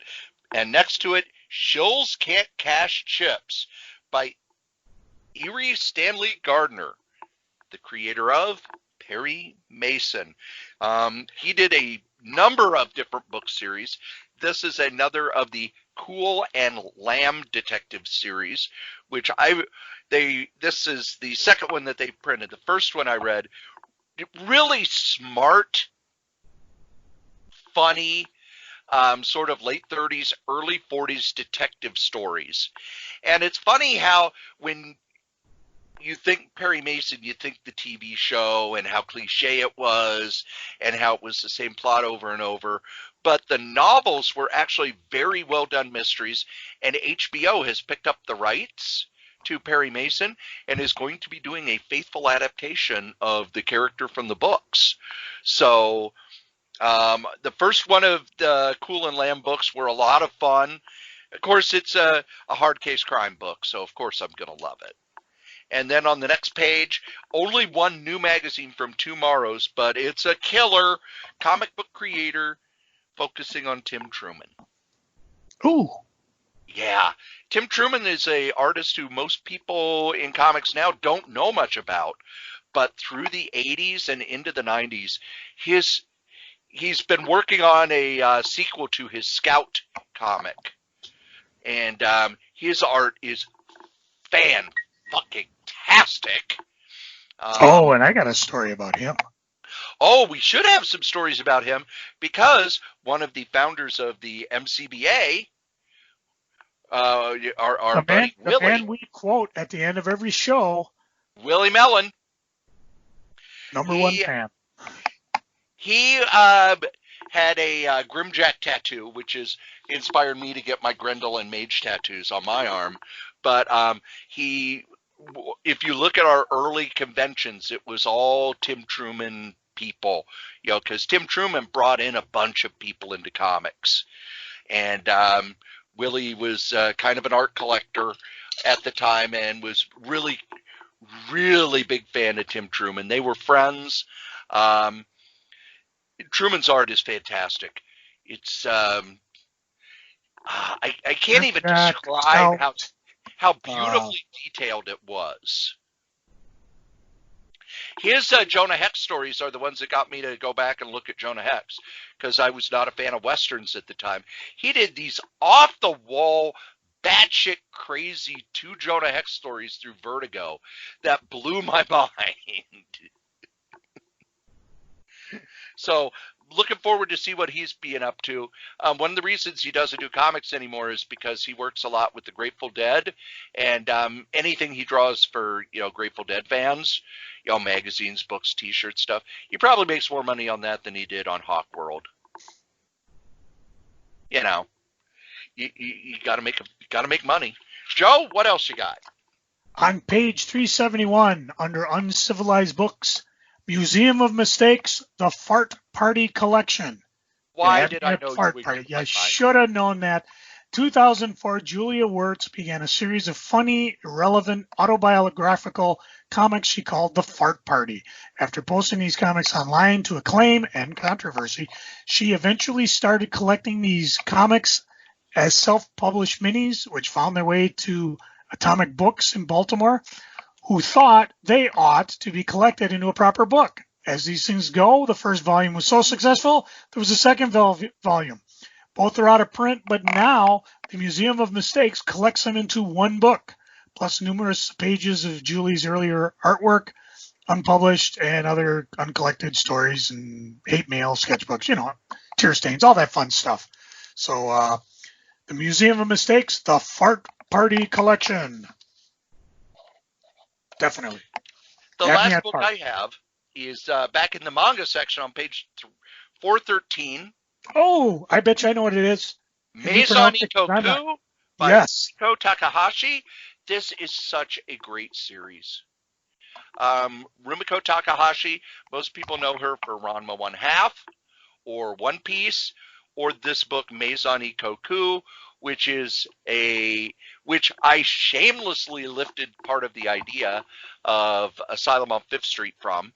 It is a wacky apartment building with tons of strange residents, a college student who's desperately trying to pass his classes but is easily distracted, and the apartment manager whose spouse had recently died. So, it's funny. I remember reading this as a comic. It was a comic. They're now reprinting it in nice big books. Oh, yeah. And, anything Rumiko Takahashi does, I'm going to love. One of the first manga artists that I kind of gravitated to, because it's sort of sitcom-y, sort of romantic, a lot of weirdness, and just a lot of fun. This is a fun book. And I don't think it's been in print here in the U.S. for over 20 years. No, it was kind of one of those, oh my gosh, they're reprinting it. So I was very happy to see this. And that's it for me. I'm a little bit farther in the manga on page 432. I talked about Dark Horse's version of Star Blazers, the new one. Well, here is the classic collection, in case you don't like all these revamps and you think Nova should have been the only woman on the ship. Well, here's your chance to own some manga in that format. So you got two different formats to go from. And that's it for me. They've got a couple on this page that I'm wavering on. Cutie Honey, which I've never read. It was good. I remember that one too. You know why I know Cutie Honey? Well, that was your pet nickname for everybody. No, Cutie Bunny by J.T. Quagmire in the 80s, which was this weird, funny animal book and Quagmire was so funny, and he's just dropped off the face of the earth. And then next to it is Dirty Pair, which I have to admit I've never read the Japanese version because Adam Warren did an Americanized version in the 90s. Yeah. So some of the older manga, because, we're old. We are. You know who's not old, Joe? I draw blank. These guys, our sponsors. Believe it or not, kids, this here podcast has sponsors. And that sponsor, since day one, is DreamHost.com. DreamHost.com is the best, bar none, web host in the whole known universe. And if you need a website, head on over to DreamHost.com, put in code KRAYZ, that's KRAYZ, and get $20 off your first year. Now, if you would like to advertise here on any of the Solitaire Rose Network podcasts, you can. Just email me at solitairerosenetwork@gmail.com, subject advertising.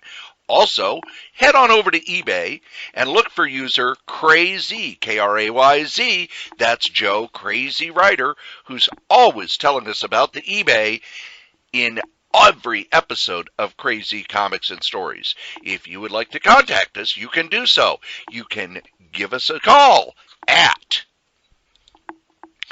952-856-0519. Leave a message and we'll play it on the show. Or you can send us an email at solitairerosenetwork@gmail.com. Thanks. Our ads never get old. Never. And neither do the podcasts that I do like these. The Solitaire Rose Podcast Network is filled with all kinds of audio goodness. First, there's Crazy Comics and Stories. It's been going since 2010. It drops every Monday, and it has me, your charming and delightful old Uncle Rat Bastard, and Joe Crazy Writer talking comics, shenanigans, and whatever we're freaking and geeking about. Every Monday morning. It's been going since 2010, and it's available at crazycomics.solitairerose.com. Also on that same feed is the Solitaire Rose Podcast, which is me, again, your charming and delightful old Uncle Rat Bastard, doing interviews, talking about comics history, pretty much talking about whatever I want to talk about. We've also got Solo Joe, where Joe Crazy Writer does a solo podcast, and he hasn't done one in a while, so kick him in the shins to get him started. We also, on that same feed, have Solitaire Rose Series and Review, where we do DVD commentary of older comic book series. That's all at crazycomics.solitairerose.com. I also do a podcast with Wolfie B. Bad at badadvice.solitairerose.com, where we take listener questions and give them bad advice. There's also Novelcast, where I take the novels I've written and turn them into free audiobooks. That's at novels.solitairerose.com. There's also Fantastic Forecast, where myself and Adam Vermillion are going through the entire run of the Fantastic Four, 4 issues at a time. That's fantasticforecast.solitairerose.com. And if you think that I'm on all of these podcasts, you're wrong. because Scrabbling Across the West is at scrabbling.solitairerose.com, where musician Dave Cofell and his wife Stephanie travel across America and then sitting down to play Scrabble and talk about the day. That's at Scrabbling Across the West, scrabbling.solitairerose.com. There are always more podcasts at the Solitaire Rose Podcast Network. Be there. Aloha. And now we get to Joe's favorite part of the show. Oh, nap time. No. Not where he drinks a bottle of vodka before going into work so that his temperature goes down. Joe, what's going on the eBays? Lots. I don't know if it's because people are bored and home or it's because I dropped everything at a 20% off sale and just blew out stuff. But I woke up this morning, I had 12 things to package and run to the mailbox. And believe me, I'm delighted. Blowing out a lot of older stuff. Some newer stuff of things that I just picked up and I read and I let go. Some things, one was the Dry and Oswald show, #1 from Fireman Press, the guys who brought you Scud the Disposable Assassin. I had a one-shot I found in a pile of old stuff from my old comic shop. So somewhere along the line, I pulled one off the shelf to read. It got mixed up in the business stuff. This is why I just don't throw all my stuff into the fire, because you never know. You might find something of value inside there. Started selling a few of the trading cards I picked up. Started out with some X-Men Series 1, the Jim Lee run that was just incredibly hot in 1993. I mean, these holograms used to sell for $20, $30. Guess what they sold for this time around? $5. Oh, actually less. $4.69 for Gambit, $3.99 for Wolverine. Oh. And that's with free shipping, because I figured out I've got these stiff envelopes I can mail them in. Yeah, I said stiff. And then some oddball ones, like I had Neon Cyber #1, Dynamic Forces, exclusive variant cover from 1999. That was one image book that I think... whatever, go look it up. It's there. It just happened to be one of those variant cover, shiny cover things. Sold my Decades in Marvel in the 80s Awesome Evolution edition.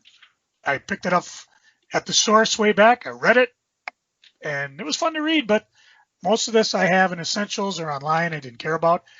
Sovereign 7, we were talking about Chris Claremont earlier. This was his DC miniseries. He had a foil retailer variant cover that he gave out to all the retailers when they went to, I think it was a Cap City conference, and he was there talking about what he was trying to do. And I hadn't done anything with it since. So, but the variant cover's there. It was shiny, it was foil, and it didn't have a UPC code on it. EC Classic Reprints #8, reprinting Shock Suspense Story #6 from 1974. That's the reprint, not the Shock stories. I picked up a ton of these. That was from East Coast Comics, and I believe that is the heroine story, isn't it? I don't know. I read it, and the cover is somebody in a bed. Let me look. I think you're correct. Well, no, this one has a woman tied up with a bunch of people. Oh, no, this is the Hollywood Ku Klux Klan story. Yeah. So, not terribly expensive as reprints go, but, better than that than trying to find the original. Bunch of other stuff. I Hate Fairyland #4, the FU cover. Warlord of Mars, how do you say it? Deja Thoris, #5, beautiful booby cover. Barbarella, Deja Torres. X-Men, Deja Torres. Don't tell Cory I sold his Haunt of Horror #2 he gave me God knows when. Just not my cup of tea. But somebody else's cup of tea. I know. You hear Cory loves that stuff. Speaking of Star Blazers, when they first came out, it was a limited edition Blu-ray that came to the States. Very hard to find because they had very spotty distribution. I was able to get like 4 of them out of the 7, and then they just never shipped again. And I was able to get the complete non-limited from, I think it's Funimation, or like I mentioned, you can buy it through Amazon streaming if you want. So I sell the limited one. One was open, one was sealed. So I know you're all saying, oh, but Joe, why didn't you tell us about the 20% off sale. I would have bought Astonishing Thor number 1 through 5, the miniseries from 2010. I would have bought the Survivor Series Signature 5 Kane masked figure from 1995 Jakks. I would have brought the Not Brand Eck number 8, even though it was very good. Hey, you know what? You guys have a privilege nobody else has. You can contact me anytime you want through eBay system. So let's just say, let me find a listing here that's active. Active. I like active listings. Say you got a hankering for, let's take a look. Okay, here. Well, 101 other uses for a condom, a 1991 Apple Press book with a who's who of people on it. What you can do is you can contact seller. Over on the left, there's a bunch of stuff. You know, it says crazy, my feedback, contact seller. Press that button, and it sends me a note that says you're interested. Not that you're interested in this, but then you can say, hey, Joe, I'm a listener of this show. What kind of deal can you do for me on this? And I can return with an offer. And that's something, and if I know you're a listener of the show, not only will I give you a good offer, not only do you get free shipping, but I tend to throw in some swag that I have lying around here. No more keys to the Strode compound. Now that Cory's there 24/7, there's plenty of them out there, and when he's gone, I'll send up a flare so you can come check out the. It's more like when you walk in a museum and you're looking at like incredibly old fixtures holding up the building. That's how you can view his omnibuses. I don't recommend touching them because I don't know which ones are load bearing. But anyways, you send me a note saying, hey, I'm interested in this. I can respond with an offer anytime you want. You don't need to do a sale. By the time this podcast drops, I will have done a 50% off sale on my sets and runs, mostly because a lot of them are old and I'm trying to blow them out to get ready for new stuff. On a plus side, I figured out eBay's global shipping. So that means you group of you in Germany that are listening, you see something you want. I don't know what the cost is, but eBay, because they do so much, can ship it a lot cheaper than I could individually.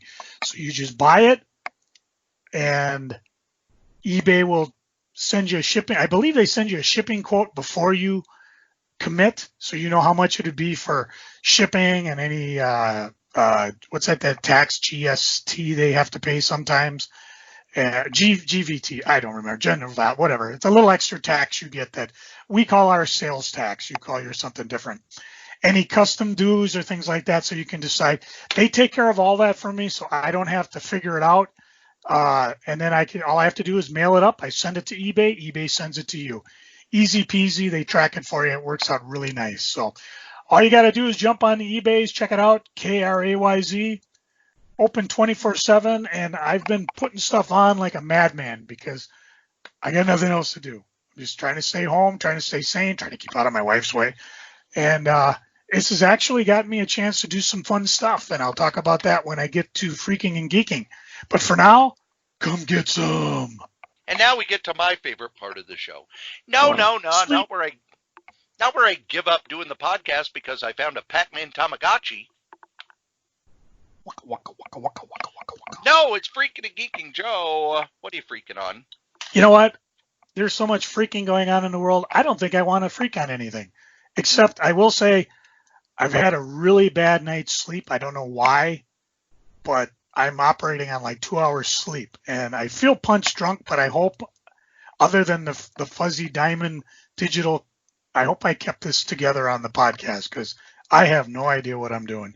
And how is that different from any other time? Yeah, that is true. And again, with all the weird stuff going on, we talked about some of it at the beginning.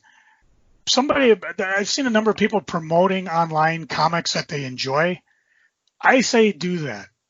Some of it, like I've got a thing set up, like Cory probably remembers, the last Marvel comic that totally took me by surprise. ROM. Yep, ROM number 1. Because the house ads, in my recollection, didn't ship. They didn't go until issue 3. I wasn't using advanced comics or previews or anything. I found it at a Schindler's downtown. That to me is one of the comics that, other than the first one I've ever got, that I just talk. So get online, talk about the comics you're enjoying. Try to keep the fever going rather than, complaining so much. And there's a lot to complain about. As we've talked in the past, comic books are a habit. And believe me, in this 2 months we're all going without comics, A lot of people are going to break the habit. My daughters, God bless them, they never got the habit. They love reading comics. They read comics of mine like crazy, but into adulthood, they just don't have the time or the money to do it. And they may occasionally, they will pick up something and then talk to me about trying to find copies of it. But they don't have the habit, the sheer joy that Cory and I have, where we're looking for our weekly or our monthly or biweekly fix or whatever. So kind of share some of that online on your social media, on your Twitters, eBays, Facebooks, wherever. MySpace? Anyways, just, again, I'm turning a freaking into a geeking because it's kind of what I'm trying to do. But let's move on. Cory, what you freaking on? What's got you kind of going? Joe, I work at a group home. I do. I think of it constantly. The clients we work with are developmentally disabled, which means pretty much all of them have other medical illnesses, because if you're developmentally disabled, your body doesn't work as good as other people's bodies. We have been in lockdown at the group home since late February, early March. Stay the fuck inside, everybody. I had to go to the grocery store. I would say that I was the only one wearing a mask. People were like coming up to me. It's not even they're practicing social distancing. I mean, they were bumping into me. I'm telling you, just cough a few times into your mask. That'll get them to back off. That happened to me at Target. I will say that the people working there had masks and gloves on. When I go to the gas station, some of the clerks are wearing masks. Most of the people aren't. They've got it marked on the floor for 6 feet. Oh no, if you're 6 feet, somebody's either going to jump in front of you or they're going to get right up behind you. And I will kind of turn around and go, 6 feet, please. And they give me a look like I'm crazy. No, this is serious stuff. 41,000 people in the U.S. We're now number one. We're number one. We're number one. We made it. Looks like we made it. And there are some states that are opening up. Where I work, we're now at the point where we're wearing masks in the houses because the only way the clients are going to get sick is we bring it in. And they have compromised immune systems. This will kill them. And that's all I'm going to say about it. Comic-wise, DC, what a goddamn stupid idea to go to the two biggest retailers in the U.S. and say, hey, you guys need to be distributors. And then expect every other retailer in the nation to go, oh, yeah, I'm going to give guys who are offering 50% discounts off new comics my business. And they're going to give them my store information, because you have to apply for credit. You have to send in, proof that you're a real store. You're sending in, basically, you're giving all of your store's data to a competitor. And when you look at the stuff that DC is going to be shipping through them, it's not even a tenth of the books they publish. What is the idea behind this? I don't get it at all. Diamond did the responsible thing. They're in a state that is locked down. Maryland. Most of the states their warehouses are in are locked down. Yes, it's hard. It's hard on everybody. DC's printer shut down. Marvel, owned by Disney, they've shut down Disney World. That's never happened. They shut down Disneyland. That's never happened. We're in unprecedented times. And when you look at the number of people infected in the U.S., it is still going up. Yes, we flattened the curve. You know what flattening the curve means? It means we're not still progressing upward with more and more infections every day. The infections have leveled off so that the number of infections they have today are kind of what they were yesterday. The number of deaths yesterday were around 2,000. Today they're still around 2,000 rather than what they were doing, which was going from 16 to 50 to 100 to 200 to 700 to 1,000. Yes, I know it's hard for everybody. I do. But your comics are not worth other people's lives. And DC, I don't know what you're thinking. I do not know what you're thinking. Did you not remember what happened with Heroes World? These are shops. They're not built to be distributors. And your turnaround time was insanely short. Maybe maybe AT&T said you need to generate some money. But if you watch TV, Jimmy Fallon's at home, Bill Maher's at home, everybody's at home. They had a big concert over the weekend. All of the performers were at home. You think these performers, you think Billie Eilish, who's kind of at her career peak right now, wants to be sitting at home instead of being out on tour and making $1 million a stop? Go to the 2018 Spanish flu. Read about it. That's what we're headed for. What are you geeking on, Joe? Our one-ply crisis is over. I've talked in the past about how I was kind of the cheerleader for, hey guys, this is coming our way. We got to be ready for when we're in the house. And pretty much everybody met me with a giant although when it did hit, we were ready. We didn't hoard, but I just said, instead of buying one loaf of bread, buy two. Well, on my first run, and this was back in February, I just grabbed a thing of toilet paper. It was one of the last few ones at Target. Well, we finally got to the point where we're using it. It's one ply. Oh my God, you thought I'd get everybody sandpaper. How dare you? I'm telling you, man, and this is for all you people out there too who are going stir crazy.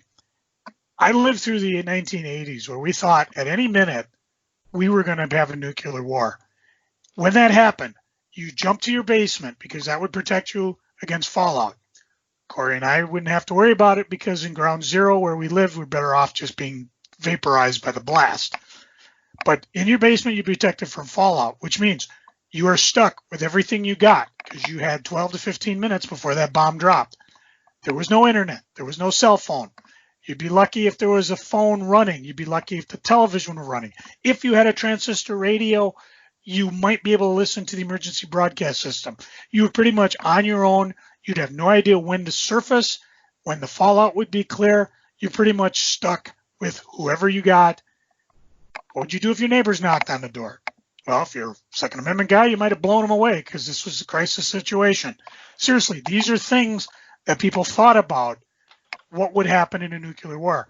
How do you convince people to stay in their basement, especially if you knew radioactivity was high or a second wave was coming? How do you reconstruct society?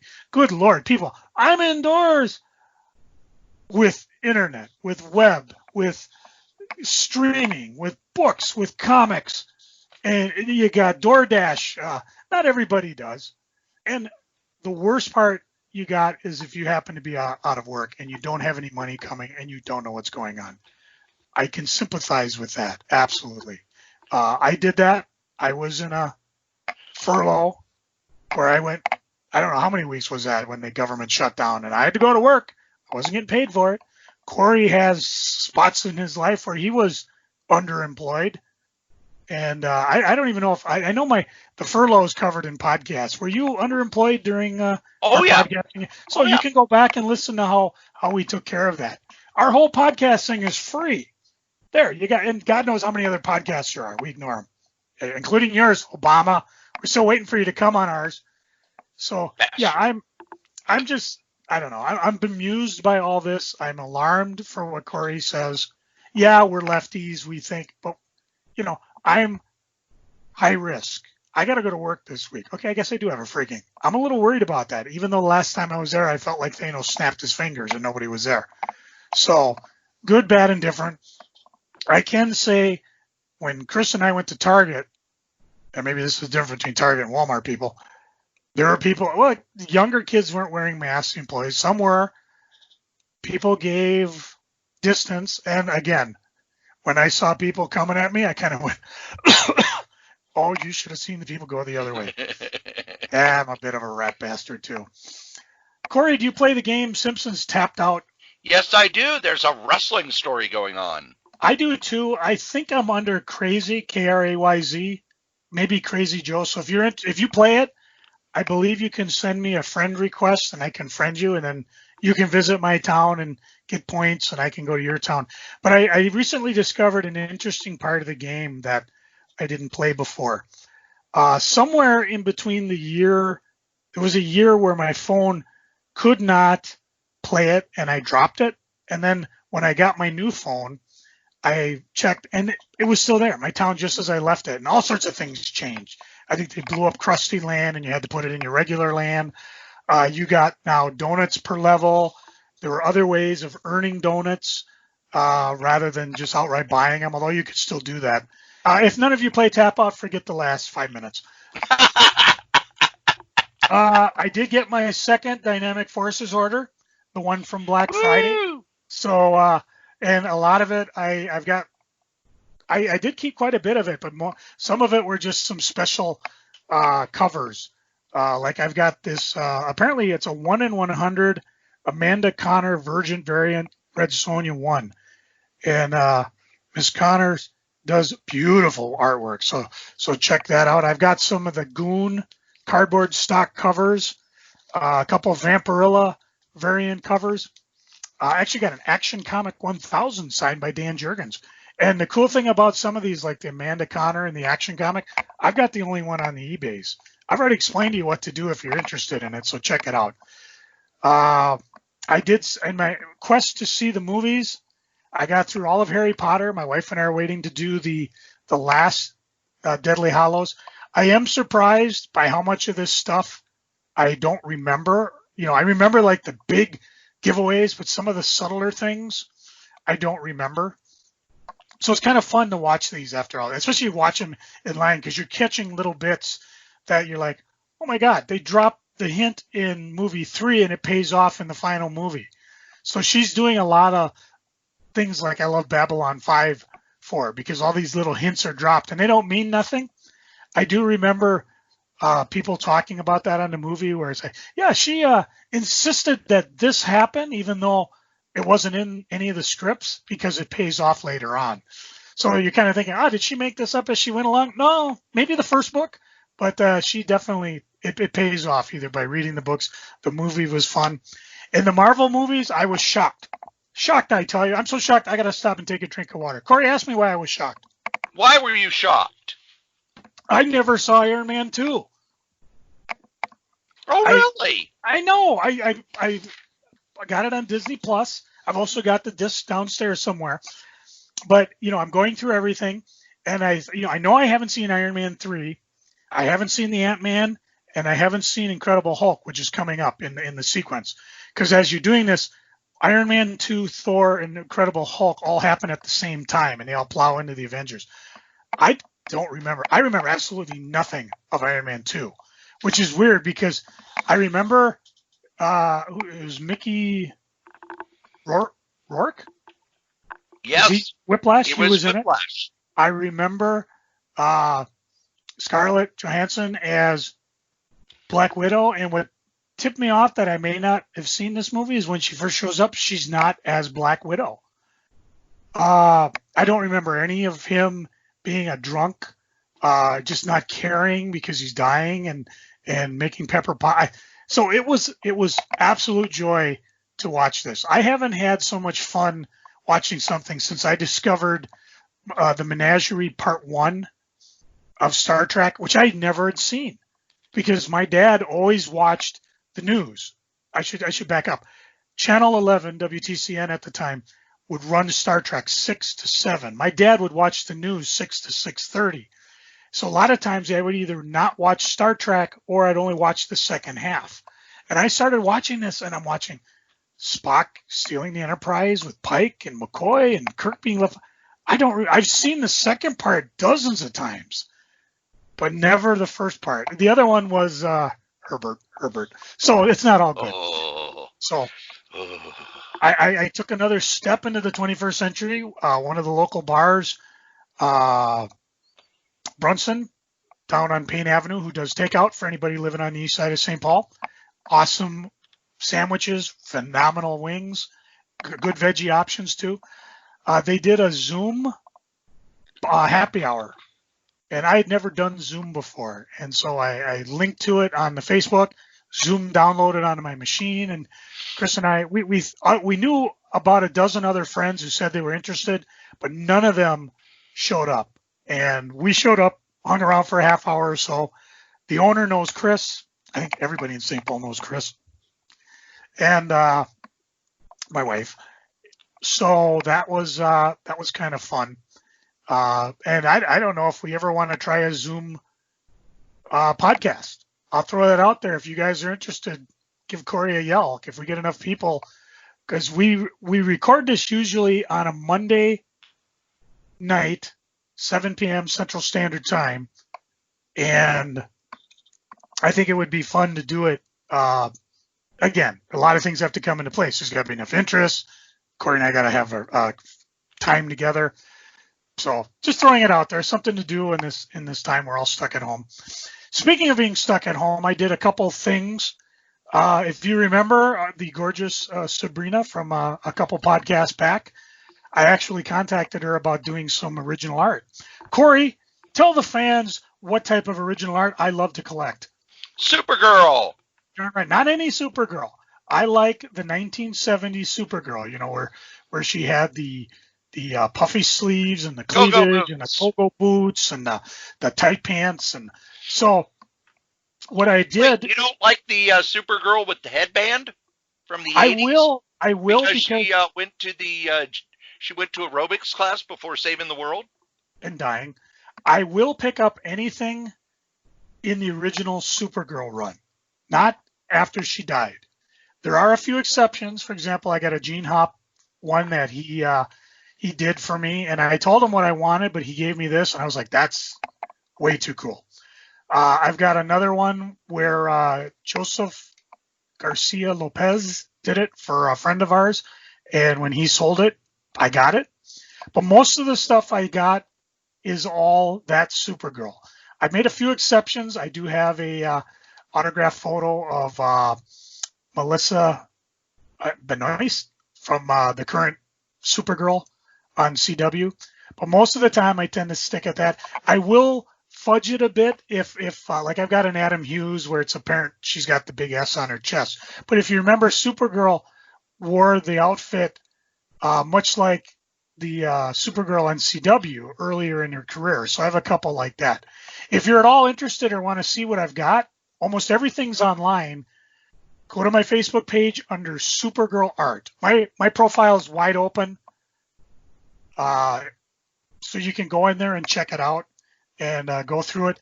I say this because I had a long stretch where I didn't post anything, and I've got about 3 pieces where I've totally blanked on who the heck did it for me, including one I know I got from an MCBA show. So if you can look at it, if it rings a bell, plus you can see some of the stuff I talked about, like when Ben Piskett, a long-term buddy, spent years getting me one ready. I finally got it from him. Or when we had the one girl you knew, Jessica Hickman.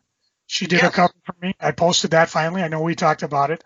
And then there was a why can't I think of his name? Pat Broderick. And the fun Pat and I had getting the commission from him because he just, I give him some slack because he, in between the time he said he would get it for us, a hurricane rumbled over his house. So, but I did get his stuff. All that's online, so you can take a look at it. Now, what I'm really excited about, and this is something I've been trying to plan for years, and finally I just gave up. And I think, barring anything unusual, and trust me, we're in very unusual times, I have my infamous sketchbook online. This is a small sketchbook. Let's see if I can find I think it's no more than like 5 by 4 inches. And I started this way back in, I think, I got it right here. It was what John Nunziata Con, when he was doing the Twin Cities Con, downtown Minneapolis. It was the 4th annual. down by the Expo Center, which is Quality Inn, which I don't know what it's called. It's on Seven Corners across from Civic Center, where John had his shop. Chaz Troll was there doing Coyote, and Don Simpson, the first person I ever got art from. He was there at the time. He was doing Megaton Man. He was promoting Border Worlds. And from there, it goes all the way through 1995. Some of the stuff Cory and I have talked about in the past, like when we went and saw Cerebus at Dreamhaven. Some of it, Neil Gaiman did me a sketch. I got all sorts of sketches in there. We're going to go through it slowly. And I'm going to talk about when it happened, what the books were that were involved. And again, I've got a few that I don't remember. So, but this is going to be a first for us, and I hope it works. This is kind of a view along. So when you get your podcast lined up, you go to my Facebook page under my sketchbook. And again, it's photos, albums, my sketchbook. And you're just going to start with the first one, which is Don Simpson, one of the only ones I ever paid for. He's Megaton Man is holding a copy of Border World, and a gun is sticking out of her, pointing at Megaton Man, who's looking quite surprised. And whoever's holding the gun is telling Megaton Man, retire or else. And from there, we'll just talk about not only the books that these guys were promoting, the sketches, the where I got them, Comic Cons, store appearances, somewhere at Cap City. And for as much cool stuff as I got, I just think about ones that I never got. Like Gary Conway was at an MCBA show, and I didn't even realize it. I could have brought I don't know if he had done Superman versus Shazam at the time. Yes. Oh, don't even talk to me. Anyways, check it out. You can preview it now, and then next week we'll talk about it. I haven't put up any spoilers on it because I want the stories to be fresh. I think it'll be kind of fun. I don't think we're going to get through all of it because there's about 95 of these things.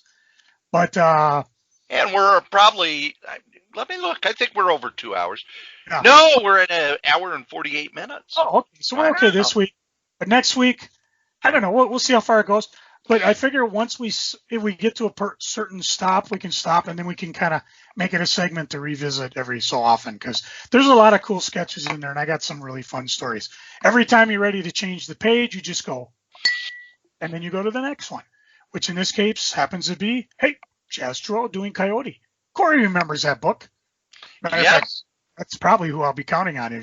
Tell us more about the books. So, and then of course, if you got any questions, like who the hell is that, or how the hell did you get Art Spiegelman? Feel free to mail it in. We'll have them all ready for next show. Like I said, I'm excited. We'll see how this works. Maybe we'll do another 2-hour show. We'll see how it goes. I don't know.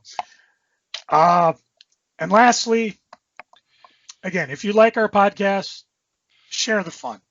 We got a website. We got our Facebook page. Every eBay, I send out it's not really a no prize, but it's our flyer on the back, so you know all the different platforms we're on. Iconic picture of Cory and I in our early years. Yeah, that's the best word I could say. It's in black and white, but whatever. And of course, I autograph my invoices, so another reason to buy things off eBay. But I am so impressed by the fact that we've pretty much grown organically. I don't even, Cory, do you remember what your earliest notion of our downloads were? I remember back during the dark era when I was asked, I interviewed an artist who still hasn't delivered any of the stuff that I've paid for over the years. And I said, well, we get about 500 downloads, because I went and I looked. And that was really the first time I kind of paid a lot of attention to it. So that had to be 2014. Okay. Before that, I'd look and it would show downloads, and I didn't know how to sort everything. And it's, that's when I started going, oh, wow, look at all these downloads from Germany. because we were getting like 50, 60 downloads from Germany. And it was more, okay, where are people hearing about this? They're hearing about it on Facebook. They're hearing about it on Twitter. Boy, there are a lot of people who subscribe. Oh, okay, well, cool. And then what was it? Like 4 years ago, when it went back to just you and I'd done a number of interviews with comic creators and stuff. And I just started everybody who sent me a friend request on Facebook, I'd accept. Because, well, as long as they weren't, a jerk.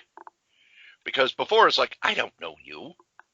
Yeah. And it's like, okay, well, if I'm pushing the podcast, might as well. And we started going up really fast. And I actually had a publisher reach out to me and say that the show had markedly improved. And then I think it was like last summer, we kind of hit the 2,000, 2,500 mark, and that's kind of where we're staying.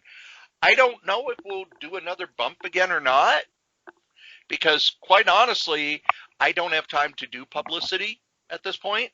But I do like the fact that we have a lot of people listening. So and it's not, yay, we're famous. It's more, we're doing something that people enjoy. Because if you listen to a podcast and you don't like it, you're not going to listen to it again. Believe me, Cory gives me the numbers and I'm just gobsmacked. Sometimes to the point of, you won't believe this. I sometimes get tongue-tied. But then you think, oh my God, I don't want to insult anybody. But then again, I'm like, hey, I appreciate you listening. I've been accepting a lot of people I don't know, and I've also had a few people, give me, I don't like your political views, and I'm like, really? It's not like I've hid them. Again, I don't post nonstop political. Move on. I got fuzzy bunnies, and I do a lot of comic book stuff. So, again, I do a lot of eBaying too, believe me. So, again, share the love. Let it, I think you're either prone to listen to a podcast or not. And if you got a friend you think that would like us, recommend an episode you like. Because again, they're all free and they're all over paywalls. We can use the love. We love you. Hopefully have a beer. Don't cost nothing. Yeah. Oh, sorry. Got glass on the floor. Cory, what you geeking on? Over at pwinsiderelite.com, myself and Anthony Pyrus, who do the recap analysis on AEW Dynamite, actually got some love this week on Dave Shearer's Facebook page, where someone said that we are his number 2 show, which makes me pretty happy because nice. One of the things that I find very interesting, and I go into every episode saying, I'm an AEW fan. That doesn't mean that I love everything they do, but I go into it as a fan. I'm not an analyst. I'm not a journalist. I'm not a reporter. I'm a fan. But I'm a critical fan because I will point out, this was supposed to be a squash match and it went for 12 minutes. That's way too long for a squash match. Get in, show your moveset, get out. Because if the guy you're wrestling is already in the ring, has no introduction music, and we've never heard of him before, we know he's there to look at the lights as the ref counts to 3. Don't take 12 minutes. But people like that, and that makes me happy because I enjoy writing that up, even though it is work. Man, I don't know how people do it every night, and the fact that that's their job, I really appreciate because, man, writing up AEW Dynamite, it takes me 2.5 hours to write up the 2-hour show, and I'm just flying because it's like people need the live update. People need the live update. Oh, what was that move? Damn it, I missed that move. What's that guy's name? They didn't give his name. Now I have to look him up on the internet. Okay. Comic-wise, I've read a bunch of good stuff. I am catching up on things because the full-time job, I'm at home. And once I get caught up on all of the reports and everything, they're not looking over my shoulder so I could read comic books at work. So, been reading some pretty cool stuff. I got all caught up on, what was it? I think I talked about last week. I got caught up on Conan. I'm reading the original Dead World from Caliber Comics, which I think going back and reading the old Dead World has made me a little angry about the newer Dead World, because it's like, oh yeah, they're just retelling the same story, except they've fixed the pace and fixed the errors. So really, it's the same story a second time. There was a one-shot Marvel put out that I'm going to recommend. If you're looking for something to read, it's a one-shot, The Immortal Hulk, Great Power. Written by Tom Taylor, drawn by George Molina. It is a story where somehow Spider-Man is infected with Hulk powers. And you would think, oh, now we're going to get a big fight and lots of damage, and it's just going to be a slugfest. No, it was a very thoughtful, psychological story between Bruce Banner and Peter Parker. And there's one scene I absolutely loved, where they're trying to figure out what's going on. Reed Richards and Bruce Banner are starting to figure it out, and Spider-Man says, oh, I'll help. And Bruce Banner kind of rolls his eyes. What's the kid going to do? And Reed just kind of smiles and goes, just watch. And Peter Parker's, showing his science skills. And it was such a cool scene, because one of the things that I like about Spider-Man no longer being the outsider who's hunted by the cops and a loner, blah, blah, blah. People underestimate him because he's goofy while he's in combat. So they think, oh, yeah, he's like Deadpool. He's just kind of a pain in the ass. But no, he tells the jokes in order to put the villains off balance. Really, he does the jokes because Stan Lee wanted to have dialogue, and Stan likes corny jokes. But also, nobody knows, unless they know Peter Parker well, that he's a really good scientist who's really smart. And I like that they point stuff like that out every so often. So if you're looking for a really good one-shot, cannot recommend that enough. Also, out on the Marvel app, whip this out. What have I been reading on Marvel Unlimited? Joe, do you remember the Space Knights miniseries? I do. Do you remember who wrote it? I barely remember the miniseries. Jim Starlin. Ooh. Because I remember it coming out and kind of, okay. Then it's like, ooh, it's Jim Starlin. Oh, wow, this is actually pretty good, except the art's hard to follow. A lot of the Jack Kirby Rawhide Kid has been put up on Marvel Unlimited, and they had a thing there about how, oh, here's the, I forget what it was. It's like, here's the origin of Rawhide Kid. Oh, and really, that was, Jack Kirby was put on the book, and he and Stan completely redid the Rawhide Kid. Turned it into kind of a superhero in the Old West. And another thing that they have out on Marvel Unlimited that I really like is they are now creating lists for people, such as new in the Marvel Universe. These are big stories that are just hitting the Marvel Universe app. There's a lot of free stuff out there, kids. If you don't have Marvel Unlimited, go ahead and download the app for your tablet or you'll read it on your computer, because they have put up a ton of free comics that will keep you busy. They'll keep you busy for a long, long time.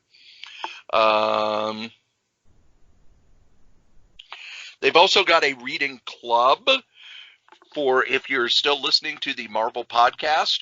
They say these are the books we're going to be reading and discussing next week. So they've got all of those listed up on the app. What is it? This week's pull list was Infinity Gauntlet. Last week's pull list was stuff about Deathlock. The week before that was an introduction to the current Spider-Woman. So lots of cool stuff out on the Marvel Unlimited app.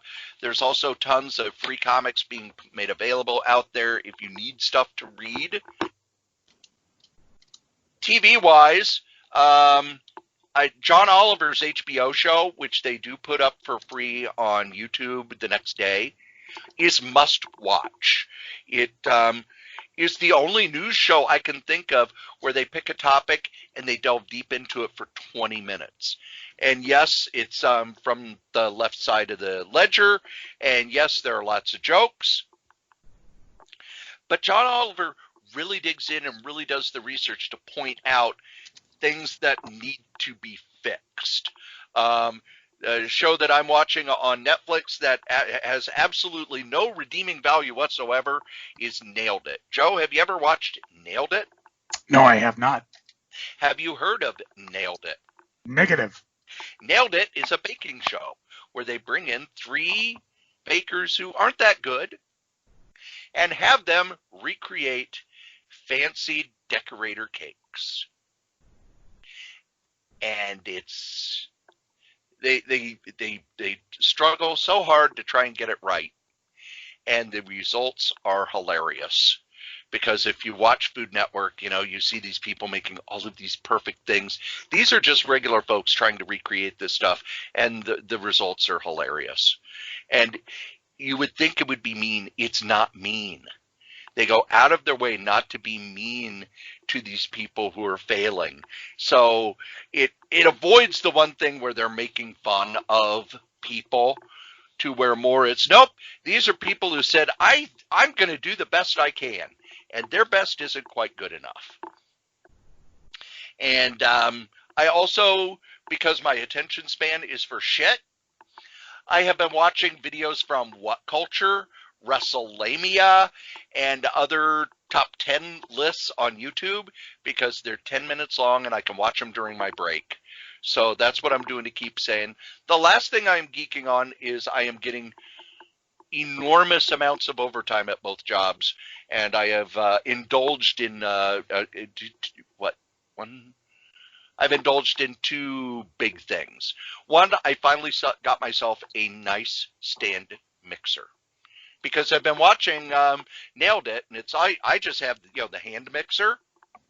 You can't use that for making bread. You can't use that for it's pretty bad for making cookies and stuff. So Joe, I'm going to be baking more. Joe, I thought you didn't eat meat.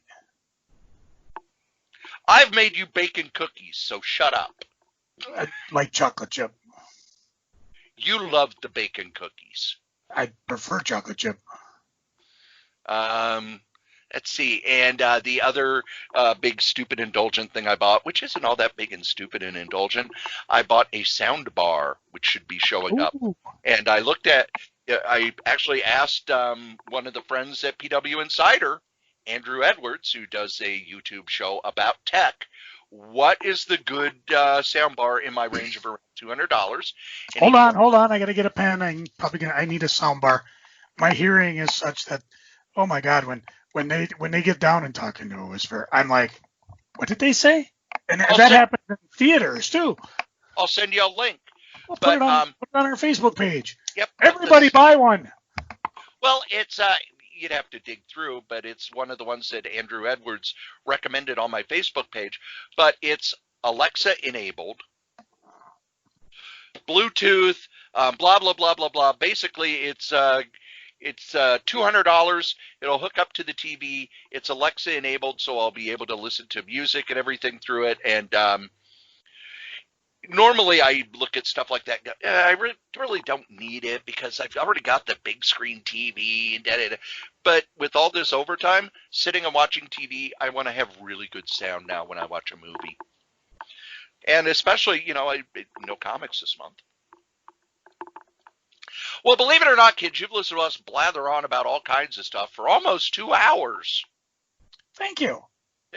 So if you're stuck in the house, hey, we just gave you 2 hours of stuff to listen to. And if you're exercising, 2 Stuck hours. your head. 2 hours, you probably walked 5 miles. You've got your 10,000 steps in, so you're welcome. I'm also going to give you a couple of quick cooking tips, Joe.